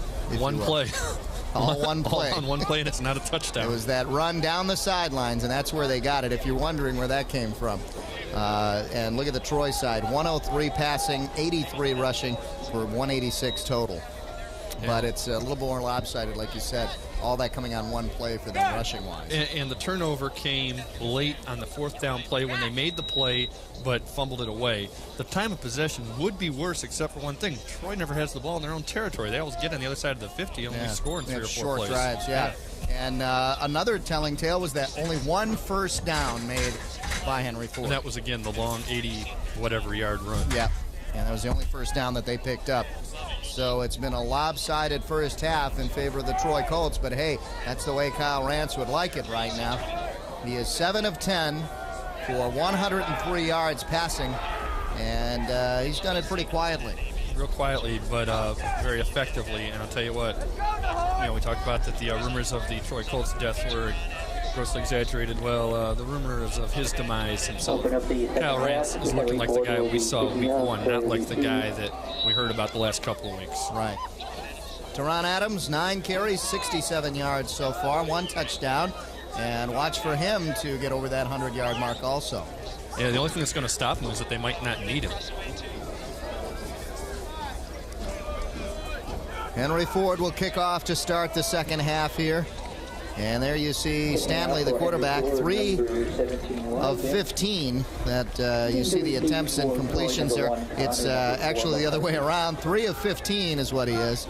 And remember, and 3 yards. He's not their normal starting quarterback. Sean Black's injured. He's not playing. And I'm not sure if we're going to see Kyle Rance after they get the ball back, because I see Quisenberry warming up. The kickoff. Deep. Back to about the 12-yard line. Connor. And he's brought down at about the 25. So the Troy Colts will start in the mud and the muck. And they'll try to make their way into greener pastures, if you will, on the other side of the field. And Kyle Rance is on the field, and this is the worst field positions Troy's had. Yep. We've got to mention a good tackle made there by number 8, Andre Brooks. He's the guy that forced the fumble late in the second quarter. He's had a pretty solid game defensively, but it's just one of those things, one guy can't make every play for a team. The Troy Colts starting for the first time deep in their own territory at the 25-yard line. Rance fakes to one man. Adams gets it at the second man through, and a lot of room to run. Close to a first down, but he'll be shy about a yard or so. And Teron Adams had a pretty solid year. It's funny, last year was the first time in a long time that Troy didn't have a 1,000-yard rusher because Teron Adams had been injured a little bit. But here you can see him just getting a little more confident in his footing, as bad as that field is. But this year, Teron Adams brought back that 1,000-yard tradition. 183 carries, 1,186 yards, 6.5 yards a carry, and he scored 13 touchdowns. A real solid year. Excellent year. There you see the head coach on the other side, Mike Marshall, for Henry Ford. This time carrying hard and not getting too much that time. Number 40, and that is Joe Conley. That's Conley's first carry. I think he got the first down. Let's see. see. You only need about a yard. He got enough for the first. Thought it was going to be close, and it was, but he picked it up. So Joe Conley, not getting much, but enough for the first down right here on this carry. It's the Colt first down, and that's going to help them get out of their own end of the field. And now they run Teron Adams back onto the field. And still, Drew Patrick hasn't played since that touchdown, and probably can assume we're not going to see him until they play next week. 2 receivers split up top for Kyle Rance. Fake given to the second man, Adams. Teron Adams gets close to the 40. And it'll be second and about 7 coming up. And again, they're still in that the cow pasture part of the field. Yeah. Trying to get to the other side of the 50. And this time they're running basically a 3-man rotation on running backs. Now Conley comes out for Appledorn. It's basically you stay in for 2 plays and come out for 1. And the only thing is that Adams will never have to play fullback. Or I hope not. No, it's Appledorn's the one who alternates, yeah. And Conley will never have to play tailback. Adams gets it, and he's got the first down, and he breaks into the backfield, makes a cut to the outside, and gains another 10. Into Henry Ford territory at about the 42, 43-yard line. And the Troy Colts on the move again. Yeah. Adams is definitely getting closer to that 100-yard mark, which he's going to probably have to do it on this drive because I don't think he's going to see the field after this drive. And great run here. And again, he's able to cut a little bit better out there. And I don't know if he's more confident in the footing or if maybe the field's hardening up or something. But he's able to make a few moves. Still not the slashing type of things that we're used to seeing. But 3 yards away, and he's on the sidelines for this play. But 3 more yards, and he'll have that 100-yard game. Colts on the move. Ball at the 43-yard line. Rance on the handoff to the fullback, Appledorn. And Appledorn plunges forward for about 2 or 3 yards. Yeah, now we've got a 4th running back in there as well in Matt Zemke, number 25. He was lined up at tailback there, and we haven't seen him today until right now. Maybe they're starting to get in the subs already. And the funny is, we said we wouldn't see Drew Patrick. He was in on that play too, but as a blocker. Yep, he comes out now. Patrick comes out. 2nd and 8 coming up now for the Colts. Ball at the 41-yard line of Henry Ford. In motion, Appledorn. Ball handed off to the tailback, and that's number 25 on the carry, and that is Zemke, Matt Zemke. Oh, maybe Teron Adams won't get that 100 if they don't put him back in. 3rd and 7. There he is, the junior, 175, seeing some action now as Adams comes out. And now Adams goes back in. Adams went back in along with Drew Patrick, and they are going to get Patrick a little more playing time. And, you kind of wonder, though, did they get a little bit of a scare with Kyle Rance late in the first half? You don't want these guys out there too much longer. 3rd and about 7 coming up now for the Colts as they take their time setting up. Pro set, I formation. Rance, deep drop back, goes and intercepted. Intercepted by Brooks. Andre Brooks is finally brought down by Rance at about the 33-yard line. Yeah, Andre Brooks is having a real good game defensively for these guys, and that throw was right into his hands. Trying to hit tight end Dave Fritz going out the flats and threw a little bit behind him, and Brooks was able to get it. And Kyle Rance, to his credit, though, didn't get frustrated or upset. He went and became a defender and made the tackle that stopped the touchdown. See, Brooks right here is thinking 6 now, and only guy able to get him is the quarterback, and you're going to see Rance come up there and stop the touchdown. Now it's up to the defense. So something the Colts did not want to do, and that's a turnover, and Kyle Rance don't give a came team up with the tackle. You can tell he didn't want to come up with that. When you're dominating a team like this, don't give them something easy. Yeah. Look at this. Good hard run by Watson. Keel Watson was the one who picked up the first down for Henry Ford, and that pretty much all that rushing yardage as well on his big 80-some yard run. Take a look here. Here he gets a pretty good run too. Gets a little blocking, and that's something they weren't getting in the first half. And they don't have the kind of size that you usually see in a Detroit PSL team, but they are pretty big up there. Mike Marshall looks on, and looks pretty promising right now for him. After the 7-yard gain by Watson, Watson falls forward close to the first down. We'll see if he gets it. It'll bring up a 3rd down. He's just shy of the first down. Third and about 1. 3rd and shy, and be the upset of the year if they don't make this a 2-down set. I mean, if they get it here, fine, but they'll go for it on 4th if they have to. So 3rd and 1, the Troy Colts on the sideline. They're doing their part. Trying to get that defense fired up here. Quisenberry's just trying to keep his hands warm because he knows he's probably going to have to go in there and take snaps pretty soon. 3rd and 1. Here it is. A big down. This would be only the second first down that Henry Ford has picked up this game if they get it. They go with the reverse. They fake it. Quarterback keeps it. They've got the first down, and they're in business. Good move. Stanley did a great job in faking out Rance. I think Rance had him cornered, and as tough as it is to make some moves in that mud down there, he did. Take a look, Joe. It's tough to make moves, but he makes just one little cut, and Rance is 6'6", and Stanley's 5'6", and he had to reach down a whole foot to try to tackle him, and it was just too far to go down there, and he was able to sneak under him and get the first down. Finally, Teron Adams on the tackle. And it's 1st and 10, ball at about the 18-yard line. Defense piling it up there as it brings up a 2nd and long now.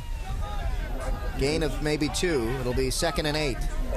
Yeah, Watson, their go-to guy on this drive, not getting much there, but still it's a lot better than what they were doing in the first half. They're at least getting the line to try to push the defenders back and get something going.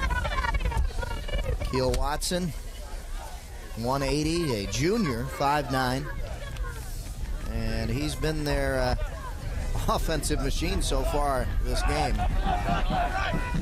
And the wind sounds like it's picking up. It is. Stanley on the reverse, hands it off, and flattened. Oh, my goodness. Ouch. And that was Atar again, number 54. Tyrone Ellis didn't know what hit him. We'll take a look. Here's the reverse. Ellis takes it, and he is flattened right here by Rance and by Atar. Atar just crushed him. They hit him real hard. Yep. There he is, the captain, looking on. Colts want a big stop right here, and they have a chance to do it. 3rd down and 8 with 4:25 left here in the 3rd. And again, considering it's probably a 4-down situation if you need it, you might still see Henry Ford try to run the ball here, maybe with quarterback sweeping it to the right side. Full house in the backfield. They try the reverse. They fake it, and it's going to be Stanley again. He's got nowhere to go, and he gets a loss. A sack for a loss, and a big play there, and Kyle Rance is there, the big defensive end. Well, I thought they were going to take it to the right side with the quarterback, but I never thought they'd try to do misdirection with it, because all that does is when you do this guy here goes that way, there's no one blocking. He's all by himself. If you run a sweep behind the other 3 guys, you got one on Rance, you got one right there, then he's got a chance to get some yardage. You're asking a quarterback to take on the entire defense by himself. 4th down. And what will Henry Ford do here? They have had a tough time of it offensively today. The Colt defense have stopped them. Back to pass. He's got him in the end zone. No. Fell down, but a pass wasn't there. Yeah, or rather, excuse me, Teron Adams had a chance to intercept that one too, or at least knock it down. You don't want to intercept it in the end zone anyway. You'd probably get it right out in the same place. Well, I was going to say, in the end zone, it's fine to intercept it, but he was at about the 2-yard line, which would have been bad. You've got Belton back there as well. The throw's underthrown, and there's no way he's going to catch it. And Carmichael went down anyway. Here we are. We're warm. Turn the lights on for you. How's that? We're real warm. We're feeling good. Everybody else is cold. Yeah, we are snug up here. Unfortunately, the cameraman there, Mark Gomez, who's shooting us with the camera, is not as warm as we are. There we go. Better him Sacks and yards. 1 sack for Henry Ford, or 9, and you saw Colts for 12. That just got Teron Adams. He's still in there, Joe. Yeah, it just got him over 100 yards with that run. So, yeah, I think had they scored, he'd be out. But I think, with 24-0 and in the PSL, a lot of teams don't even kick much anyway, so they're used to the 2-point conversion. Good effort by Adams there, too, to stay on his feet. I guess in the second half, he's been doing a good job as far as feeling out that footing. But as far as, with 2-point conversions, 24 points, that's only 3 possessions. And I'm sure Troy's thinking that way, that you've got to at least get another field goal, and then you can sit these guys down. There, Adams over 100 yards, 13 carries for 104 right now. And he gets the ball again, trying to get that first down. And it looks like he's got it. Might be a yard short, but he's definitely doing some power running up the middle. And he's making Andre Brooks do all the work defensively. And they're going to get a measurement here. Looks like he's real close. And looks they don't have Teron Adams up yet either. Yeah, he's not up. Well, you know, they had the Nope, scare. they do have the first down, but he is not moving. And I'm sure Gary Griffiths is going to start taking guys out real quick if this keeps happening. They got the scare with Kyle Rance at the end of the first half, and now this. Well, it's strange that you mentioned that last drive, we probably wouldn't see him the rest of the game. And then for this to happen. Of course, that last drive, I think we were all pretty much assuming they were going to march down to a touchdown, and they weren't going to have to throw the ball. Every time they threw it, they threw the interception. And then the interception came up. But, you know, as it is, 2:31 left. That's hard to score 3 touchdowns for a team that hasn't done anything the entire game except for a couple long plays. And our super statistician Ken Phillips, the main man, telling us a few information. But the Master Angler, don't forget Thursday night at 8 o'clock. And this is the Master Angler in warmer days. Notice he's got the short sleeve shirt on. And one of the days you probably went fishing with him. I don't fish. No? Now see him, he's wearing his jacket. That's some of the conditions down on the field. That is just a great shot of what it's like down there. Even though that's on the sideline, it's pretty much like that in the middle of the field right now, too. But anyway, Ken Phillips is telling us he noticed that Teron Adams had twisted his leg in the mud the previous play, so maybe that's an aggravated injury, so which is even worse. It's compounding there on that second run. But he's standing on the sideline, so that's a good sign. Here's the run by Zemke on the first down, and he picks up a gain of about 3. It'll be second down, about 7 coming up for the Colts. Yeah, in fact, Teron Adams just getting a drink of water, and if they need him back in, I'm sure it looks like he's fine to go back. And he's walking real. It doesn't look like anything now on the sidelines. He looks fine. But it still has to. That's a good sign. Has to scare the daylights out of the coach. Yeah. Well, that's why Gary Griffith likes to keep his distance when the team's got the ball offensively. Yeah, the only guy near him is Quisenberry, probably saying, "Come on, coach, get me in there now. I'm ready." The handoff to Conley. Conley stacked up for a loss. And it'll be third down and long coming up. Third and about 9. And now it's third and about 8 now. They move it. But there you see. Yeah, Griffith talking to his backup quarterback, Quisenberry, who I'm sure is going to play the bulk of the fourth quarter, if not the entire fourth quarter. We've got a minute. And now exactly here you can show us your here's familiar your typical Troy. Yeah, here's Griffith. Here's the rest of the team, and there's 15 yards between them. Just kind of making plans for what time practice. Yeah, will be you tomorrow. noticed that earlier in the year. I didn't even notice that. He just doesn't want any part of it. He lets the offensive coordinator handle it. Big confusion in the backfield. Rance running for his life. And look at this. Intentional grounding. Intentional grounding. He just tried to get rid of that, and the ref was right there, so that's going to compound it for the Colts. Yep, well, you see not a good play. You see who's on him again, Andre Brooks, who's all over the field for them. And it's just the confusion starts right there when he runs into Zemke. And Chuck Connor was trying to get open downfield. He didn't beat his man, and he was adjusting his route, but by that time, Brooks got in there. And Rance. He's throwing it. Who's he throwing it to? Our cameraman. No. And it was incomplete even to the cameraman. Yeah. But now they're going to have to punt from deep in their own territory. That shows you how they miss Adams back there in the backfield, because you saw Zemke run right into Rance. Well, yeah, there's just a matter of timing that, you're not used to each other. And then another thing that hurt, too, is that field condition. Because, one, Rance couldn't scramble real well, and Connor couldn't adjust his route the way he needed to. Well, it's bad enough the field condition, but then when you don't have your starting players back there, it's going to hurt. Here's the punt. Good punt, low line drive, and a good roll. And it's not going to be returned, so the Colts get it back into Henry Ford territory, but just barely. Yeah, 49 at the 49-yard line. And so this is good field position here now for Henry Ford, one of the best they've had. Yeah. They're so used to starting at their own 20 or inside the 20. But there's C. Stanley talking to Mike Marshall. And Mike Marshall's got about 25 seconds. The clock's running. It's probably the last play of the third quarter, which officials love, because then we're going to have to turn around about 2 yards. But yeah, they're happy to get it in midfield. Yeah, and then Henry Ford gets to play on the clean side of the field. Well, we talked at the open of the program how the field conditions were going to affect this game. They sure have, and we mentioned that it probably would hurt Henry Ford more so than Troy. Well, that's the quarter. Oh, well, Now, there's a flag down. I got a question about that. There was 25 seconds on the clock exactly when they set it down, so technically they did use the 25. Now, does that also delay a game and the end of the quarter? Yes, it is. That answers the question. Well, so they're going to count it out the other way. So that will end the quarter and be a penalty at the same time. Wow. Never seen that happen So before. if you ever are wondering, with 25 seconds, you can't just run out the quarter. You have to, unless there's 24 or less, you have to run a play. So Henry Ford hurts himself. They'll have to drop it back 5 yards from where they were. I bet you that's just the official not knowing, or the coach not knowing the rule. Don't forget the Roadshow video program Thursday at 9 p.m. right here on TCI 63. And you've seen this one, the Renaissance Show? Awesome. It's great. What's your favorite part? Oh, man. Where they eat the chicken like, hey, there's Bubba. No, Bubba knows. I like the archery part, actually. The archery's real good, and then, Bubba's really the highlight. I like Bubba talking about his Rolling Stones adventures. Look at him. He's all bundled up down there. And walking on the field. Got to get that guy off the field. That's trouble. That's trouble when you get that guy on the field. Yeah. I mean, we could talk Teron Adams into running a play that way. Towards, keep him awake. towards Bubba. There's a shot of Bubba's feet from his camera, and you can see how he's getting in the muck and the mire down there. He's gonna, there he is.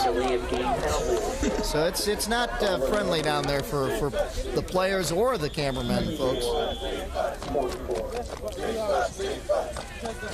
Good thing we're up here. Underway now in the fourth quarter as Stanley drops back quickly, and he is hit hard by number 4, Corky McCarthy. We've seen McCarthy on the returns, the kickoff and punt returns, and that time had a chance to make his presence known defensively. Well, I'll tell you what's funny is coaches notice Corky McCarthy all the time on defense, but you don't see him in the stats and you don't see him on the screen because what he usually does is shoot through the middle and cause a lot of problems that allow other people to make the tackles. This time he actually got himself through there and made the sack on his own. He's one of those guys, one of those unsung type of players who affects a lot of other tackles. He'll do all the work, somebody else will finish the play off. There's Keel Watson on the carry, and he's stacked up right at the line of scrimmage. Nothing there. And Henry Ford's got a long way to go for a first down. He ran right into Adkins, and take a look. None of his linemen ran into Adkins first. That was the problem. Stood him right up and on his back. McCarthy in there again. Third down and 23 yards to go for a first. It's been a problem for that guy right there. Joseph Stanley has had to throw over that defensive line all day. Unloads downfield, up for grabs. Almost intercepted by Belton. And Belton, I think, was looking at the end zone. Sure was. That was right in his hands, and the defender, the receiver should have became the defender. He slipped and didn't get a chance to do any defending. Let's take a look. And you can just see Stanley just doesn't have the arm strength to make this throw. He's throwing into the wind, too. Yeah, and it's a soft throw and into Belton's hands. Still, it's fourth down, and they've got a punt. Clarence Gwynn there, the receiver, the intended receiver, slipped and didn't get a chance to attack Belden. There you see Connor back to receive. And now we get, well, there's no flag, but the refs are blowing the whistles. Timeout called by Henry Ford on a fourth and punting down. On 4th and 23. Can't be setting up a fake on 4th and 23. Well, you really can't. You never know. You're down 24-0. I don't care. And now that you call timeout, you might be tipping off the other team that you would be trying something, don't you think? Yeah, I mean, I'll tell you, I think if I'm Troy, I'd say go ahead and try to fake 4th and 23. If you can do it, more power to you. Yeah. Next, in January, don't forget, TCI Sports will bring you the game of the week, and it's high school and college basketball starting in January. Saturdays and Mondays at 8 p.m. right here on TCI 63. Right now, it's playoff football. High school football action, the Troy Colts against Detroit Henry Ford.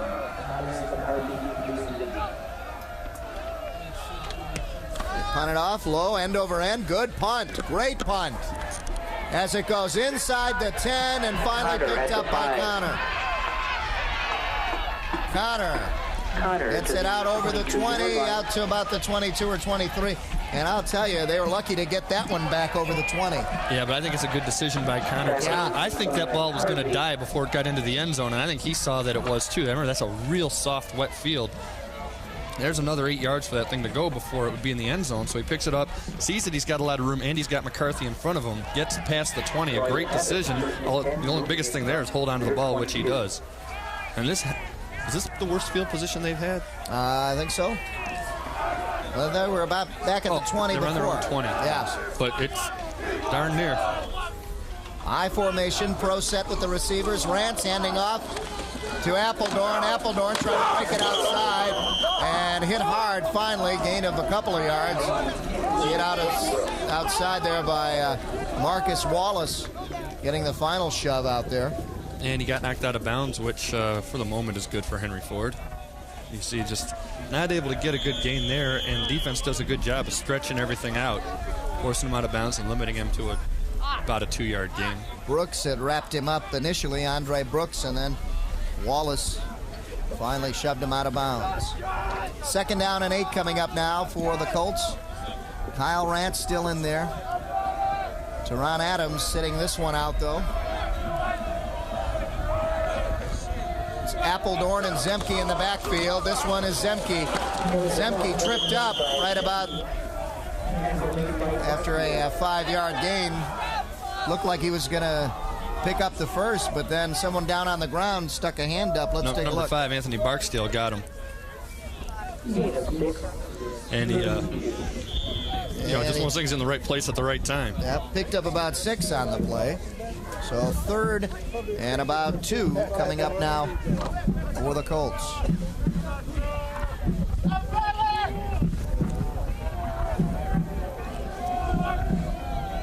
Two receivers up top for Rance. Hand off, and Zemke picks up the first down. Well, Zemke finally tripped up down there by Dave Miller, number 21. Zemke got a lot of help from Jamal Kassar, number 50, opening up that hole for him.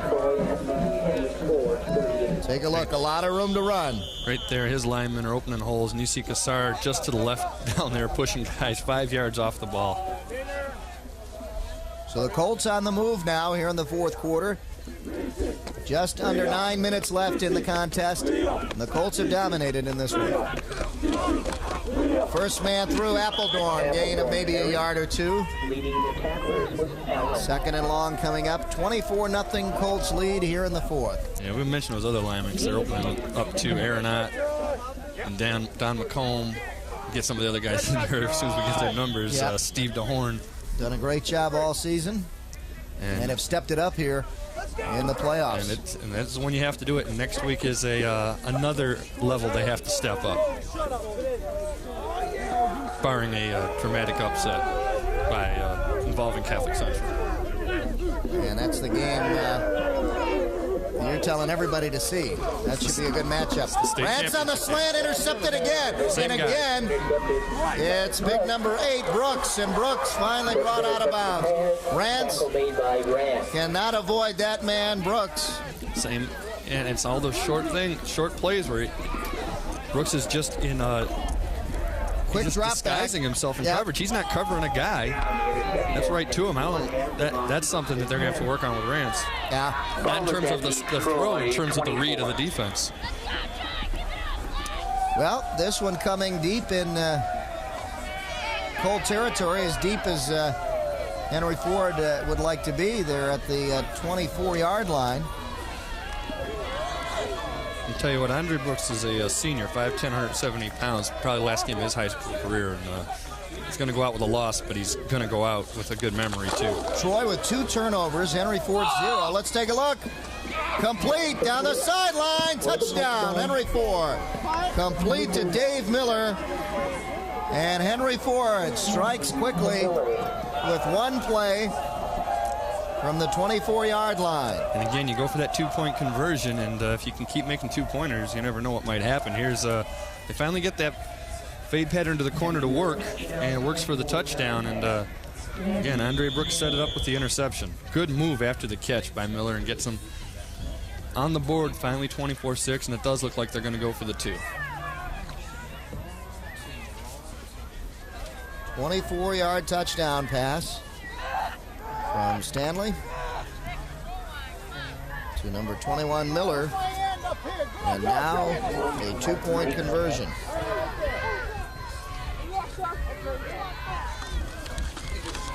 Stanley into the end zone, and he's got it.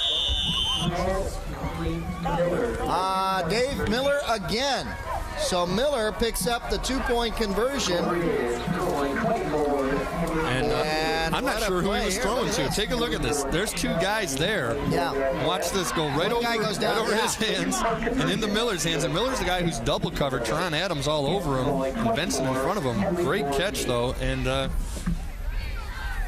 so is this the same team we've been watching all game here? No, this is whatever the team that played the first half as though it wanted its season to end is now playing like they might want to have another game to play. And I'm sure Mike Marshall he's probably happy with the effort, but he's also wondering where was this 2 quarters ago. Yeah. Well, the turnovers. Yeah, 2 turnovers this half, and really they didn't convert the first one like they should have. They got down there inside the 20, but this time they will convert on 1 play. And I think you might see Teron Adams come back offensively now for the Colts. I think you might have to. That's the thing. You might have to play him out of necessity. And I don't think you're going to throw the ball a whole lot. Not necessarily because Kyle Rance is throwing the 2 interceptions, although that might scare you a little bit. It's you want to run it and keep that clock moving and get out of here. Yeah.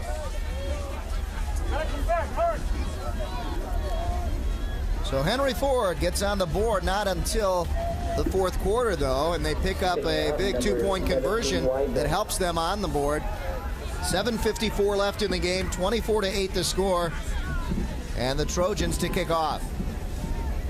And Chuck Connor and McCarthy deep, and 1 play, 24 yards, and it was lightning quick. The interception by Brooks set that one up. Oh, and they're going to onside kick. It goes 10 yards. Yes, got it. Guess who Did caught he catch it? You know who caught it? Miller. Yeah. Now, how did they call it? I don't know if he caught it. I think it went out of bounds. He did catch it, but he caught it out of bounds. Wait a second. Let's see where they're. No signal either way. Let's see if we can see it on the replay. All right, now the official signals that it's Troy ball. He didn't catch it. Catch it. It sure looked from our angle like he had the ball. Yeah, I didn't see any official call the play down there. So I was going to say, if Miller keeps doing this, man. three plays right after another. Here come the Colts. Great field position for them now. And we do not see Teron Adams in there. But look at this. Zemke with a nice run. Good job. Gain of maybe about 6 or 7 yards. And as importantly, stayed in bounds. He probably could have gotten 2 more yards if he bounced it outside, but he would have stopped the clock to do it. And, wow, we're getting a quarterback change right now. So Quisenberry comes in. Jim Quisenberry, the junior, comes in right now for Kyle Rance.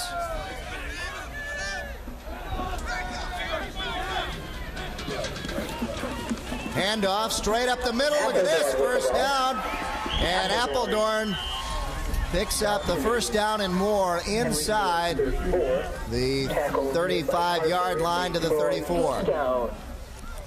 Here's Dan Appledorn. Quick dive play to Appledorn. He gets about 5 carries a game, maybe because he's doing all the blocking, but he's probably got one of the better yards per carry averages around. Every time you see him with the ball, he's getting first downs. There you see Kyle Rance on the sideline. Careful your lips don't freeze to Getting that, a Kyle. break. You're going to see him defensively, though. I don't think they'll pull him out on defense. Quisenberry on the handoff. This time to Zemke, and Zemke picks up good yardage. Gain of about 5 on that one. It'll be 2nd down and 5 coming up. Yeah, you mentioned Rance on defense. That probably is determined by whether they score on this drive or not. If you get a 3-touchdown lead here, maybe you can pull guys like that and let the backups get in there. But Big thing right now is keep that clock moving and keep possession of the ball. And Zemke's doing a good job since he's come in there. Good lead block out there, too, by Joe Conley and the rest of the line. You know, and that's something they're going to need next week against CC, just because they hit as hard as Troy does, and you need depth at running back so you guys can come off and get a breather every now and then. There's Zemke, 6 carries, 30 yards so far. This one not going anywhere. Second down will now turn into 3rd and 5. Well, that's the 3rd fumbled snap of the day, the first one for Quisenberry, but he very alertly decided just to fall down on it rather than pick it up and do something with it. They lost a couple on that one after Quisenberry couldn't get it. It was down immediately by Terrence Allen in there. You see the sun coming out now. We haven't seen too much of that. Yeah, right about in time for that Michigan State kickoff, I think.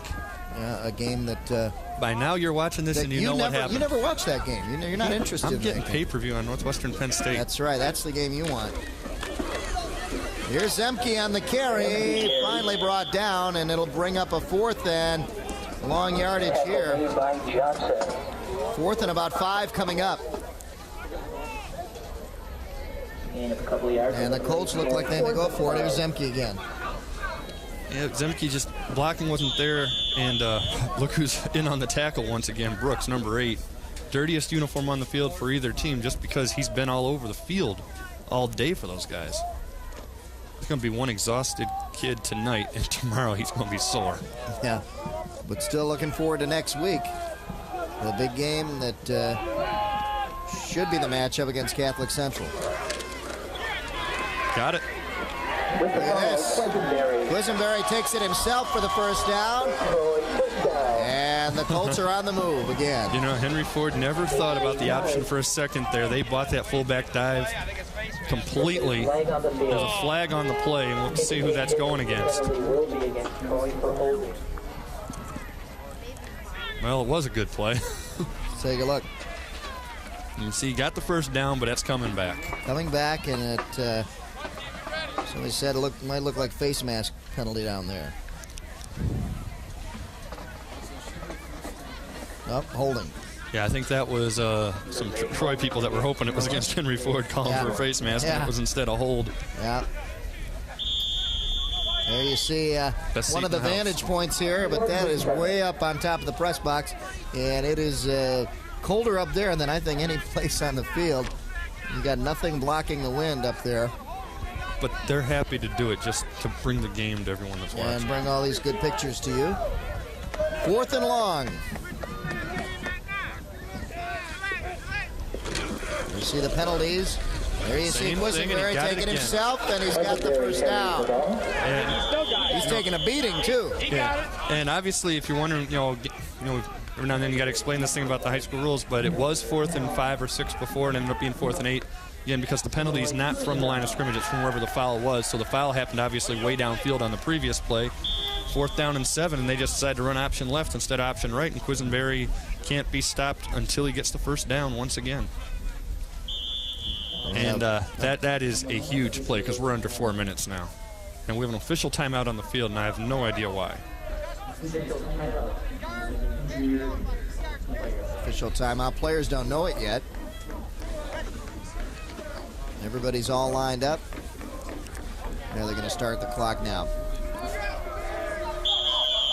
3:50 and counting down here in the 4th quarter. The Troy Colts on the verge of scoring again here with the second unit.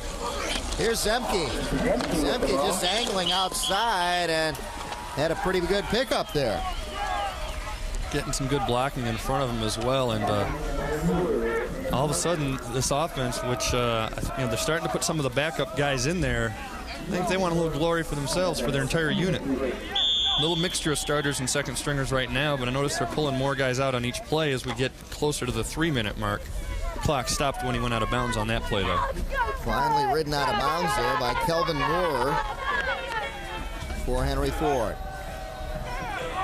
2nd down and 3 for the Colts. Quisenberry in the handoff to Zemke. He's hit in the backfield and brought down by Justin Hand, number 56. Yeah, Justin Hand was unblocked, and now we got a flag way after the play, and well, I hope it's not. Well, I don't know. I don't think there's much necessity for calling an unsportsmanlike penalty right now, but they're going to call it. That adds some more trouble here to Henry Ford's cause. Yeah, you know, when he shook his fist, that shouldn't be enough, but we don't know what he said, and that's, obviously the official's right there. Clock stopped at 3:28 here in the fourth quarter. And there's the unsportsmanlike conduct penalties. And that's automatic first down. First and goal from about the 8-yard line. Quisenberry takes it himself, cuts up, and is stacked up there. Maybe got close to the 5, not much there. I'll tell you something, you got to give this Troy offense a lot of credit. They got a little wake-up call after the interception and the touchdown where they probably weren't in a lot of trouble, but you still realize the game wasn't over yet. And they took this ball after the failed onside kick attempt, and they've marched down the field and haven't made a mistake yet except for a fumbled snap, which even that they alertly just fell on top of rather than try to make something out of nothing. But they've definitely responded to a little adversity very well. And they're running the ball, too, trying to get that time off the clock. And this drive has been executed pretty good for them by the second offensive unit. Inside the 5 now. Looks like Appledorn on the carry. Nope, Zemke. Zemke on the carry, and of course on the tackle was Brooks. And we're getting more of the reserves in there now for Troy. Almost a wholesale substitution. What a thrill it would be. There's someone with some good seats, too, up there. That's on the other side. It's on the Henry Ford side. That's a hard seat to get. Yeah. Well, not too many people have them, you see. That's why. Tim Feldkamp must have raised the ticket prices. Quisenberry wrapped up at his feet, but then tried to cut up field and met some more defenders and brought down inside the 4-yard line. So you've got to go for it here. 4th and about 4. You go for it here because if you kick a field goal, well, I guess they are going to kick a field goal. I thought they'd go for it. But when you see he doesn't get in the end zone, I just figured if you miss the field goal, you give Henry Ford the ball at the 20, whereas if you miss going for it, they get it at the 1 or the 2. Some more fans. I'll tell you, I don't know how she's doing it with just a sweatshirt out there, but I guess it's the movement that's keeping her warm, huh? And the fact that she's about to be in a heated car in about a minute and 15 seconds. The field goal attempt is no good, so the Colts give Henry Ford the ball back with 1:14 left here in the fourth quarter. And the Colts move on now. Looks like they're going to be heading to play, more than likely, Catholic Central, and a matchup that you said would probably be the state champion winner. Should be. I mean, there's people that talk about Belleville and a couple of teams from out state. Belleville's been doing real well this year. Yeah, but CC's always the best, and if you can beat them, you can beat anybody. And in January, TCI Sports brings you the game of the week. High school and college basketball action at Saturdays and Mondays at 8 p.m. Tim Feldkamp didn't hear what I said earlier. He just heard the last part. But the fact is that is the state championship game. I don't care what anybody says. Next week is the state championship game. Back to pass. Stanley looks downfield. Intercepted.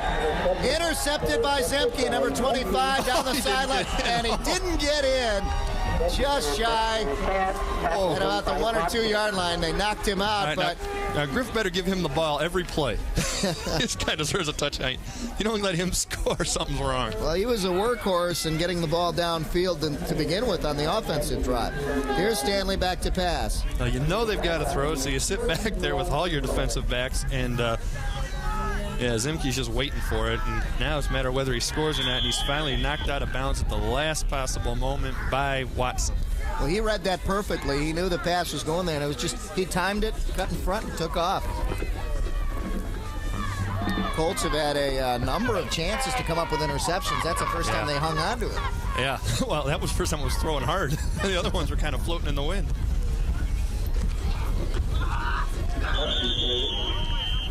Zemke on the carry, and that time stop further back. Yeah, knocked further back. You can hear that wind rumbling out there. It has not stopped from beginning to end of this game.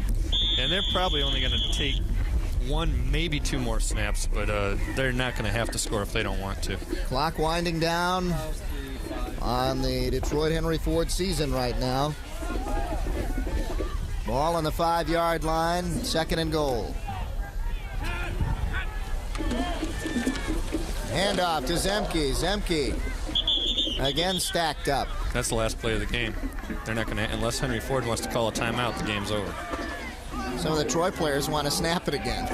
Yeah, those are the backups. Yeah, they want to get another play. They want to say, "Hey, I got a touchdown in the playoffs." Yeah, or at least my unit did. If you're a lineman, but that's not going to happen. Nope. That'll do it. The Troy Colts victorious here in the first round of the playoffs, and they move on to play Catholic Central more than likely next week in what Joe calls the real state championship. The real state championship, and we shall see. And since they're not in our area, I hope Troy kills Catholic Central. Because remember, a fake diamond is a shamrock. So that's Joe Abramson. For any Catholic Central fans out there listening, you can send your cards and letters to Joe Abramson. So the Colts victorious 24-8 here at their home field on a cold and blustery day on a very, very difficult field to play on. The Colts and head coach Gary Griffith defeat Mike Marshall and his Trojans. There you see Mike Marshall. It's a tough, long day for him and his team coming all the way out here and playing under difficult conditions. He's got some good young players too, and next year, PSL seems to be a two-team race usually with Cass Tech and King, but Henry Ford used to be the dominant team, and maybe he can bring it back there with a few more guys. They don't have the numbers they used to have or the size, but there is some talent over there. Obviously, you get in the playoffs, you're doing something right. The final score, the Troy Colts 24 and the Henry Ford Trojans 8. We'll be back with final stats for you and to wrap it up right after these messages.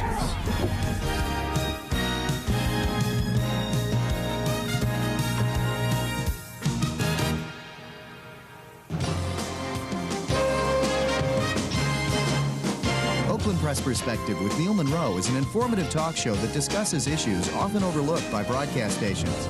Neil Monroe, the editor of the Oakland Press newspaper, will keep you abreast on hot topics, events, and issues taking place in Oakland County. So for news you can use, join Neil Monroe every week on the Oakland Press Perspective, Friday night at 8:30 on TCI 63. If you wish a video cassette of TCI Sports, the cost is $25. Send a check payable to TCI, along with your name, address, and the names of the teams that played in the game, to TCI Sports Videotapes, 4500 Delamere Boulevard, Royal Oak, Michigan, 48073. Remember to tell us which game you wish to receive. And thank you for watching TCI Sports. Welcome back to Troy High School. Dave Zorin along with Joe Abramson as the Troy Colts go on to the playoffs here after a victory over Henry Ford 24-8. And Joe, more than likely they're going to take on, like you said, Catholic Central. Yeah, the big question is where are they going to play it, because it's one of three possible fields, either here at Wisner or at Catholic Central, or at Livonia Clarenceville, I should say. Here are the final stats for you. Henry Ford passing 27, 103 for Troy, rushing 93, and most of that coming on that one play that we talked about. For Troy, 190 yards rushing, and total yards 120 to 293. And Teron Adams with 108 of those yards on 14 carries. He also caught 2 for 34. And Zemke with 42 yards rushing. On the other side, Watson 9 carries for 94 yards. And first downs, you can see how lopsided it really was. Troy 15-3. Turnovers, Troy came up with 3 turnovers to 1 for Henry Ford. Committed 3 turnovers. Committed, excuse me. Yeah, and 2 of those were Brooks with the interceptions. And the big thing here, though, the time of possession, which was kind of close at halftime when they really needed to and just wanted to keep the ball out of the Trojans' hands, Troy just marched down the field, ran it down the throat, and didn't always get in the end zone, but they took time off the clock and had Henry Ford so far away they weren't able to mount drives. So there we go. The Troy Colts head on to defend their state championship next week, and we wish them the best of luck. Henry Ford, a good season for them.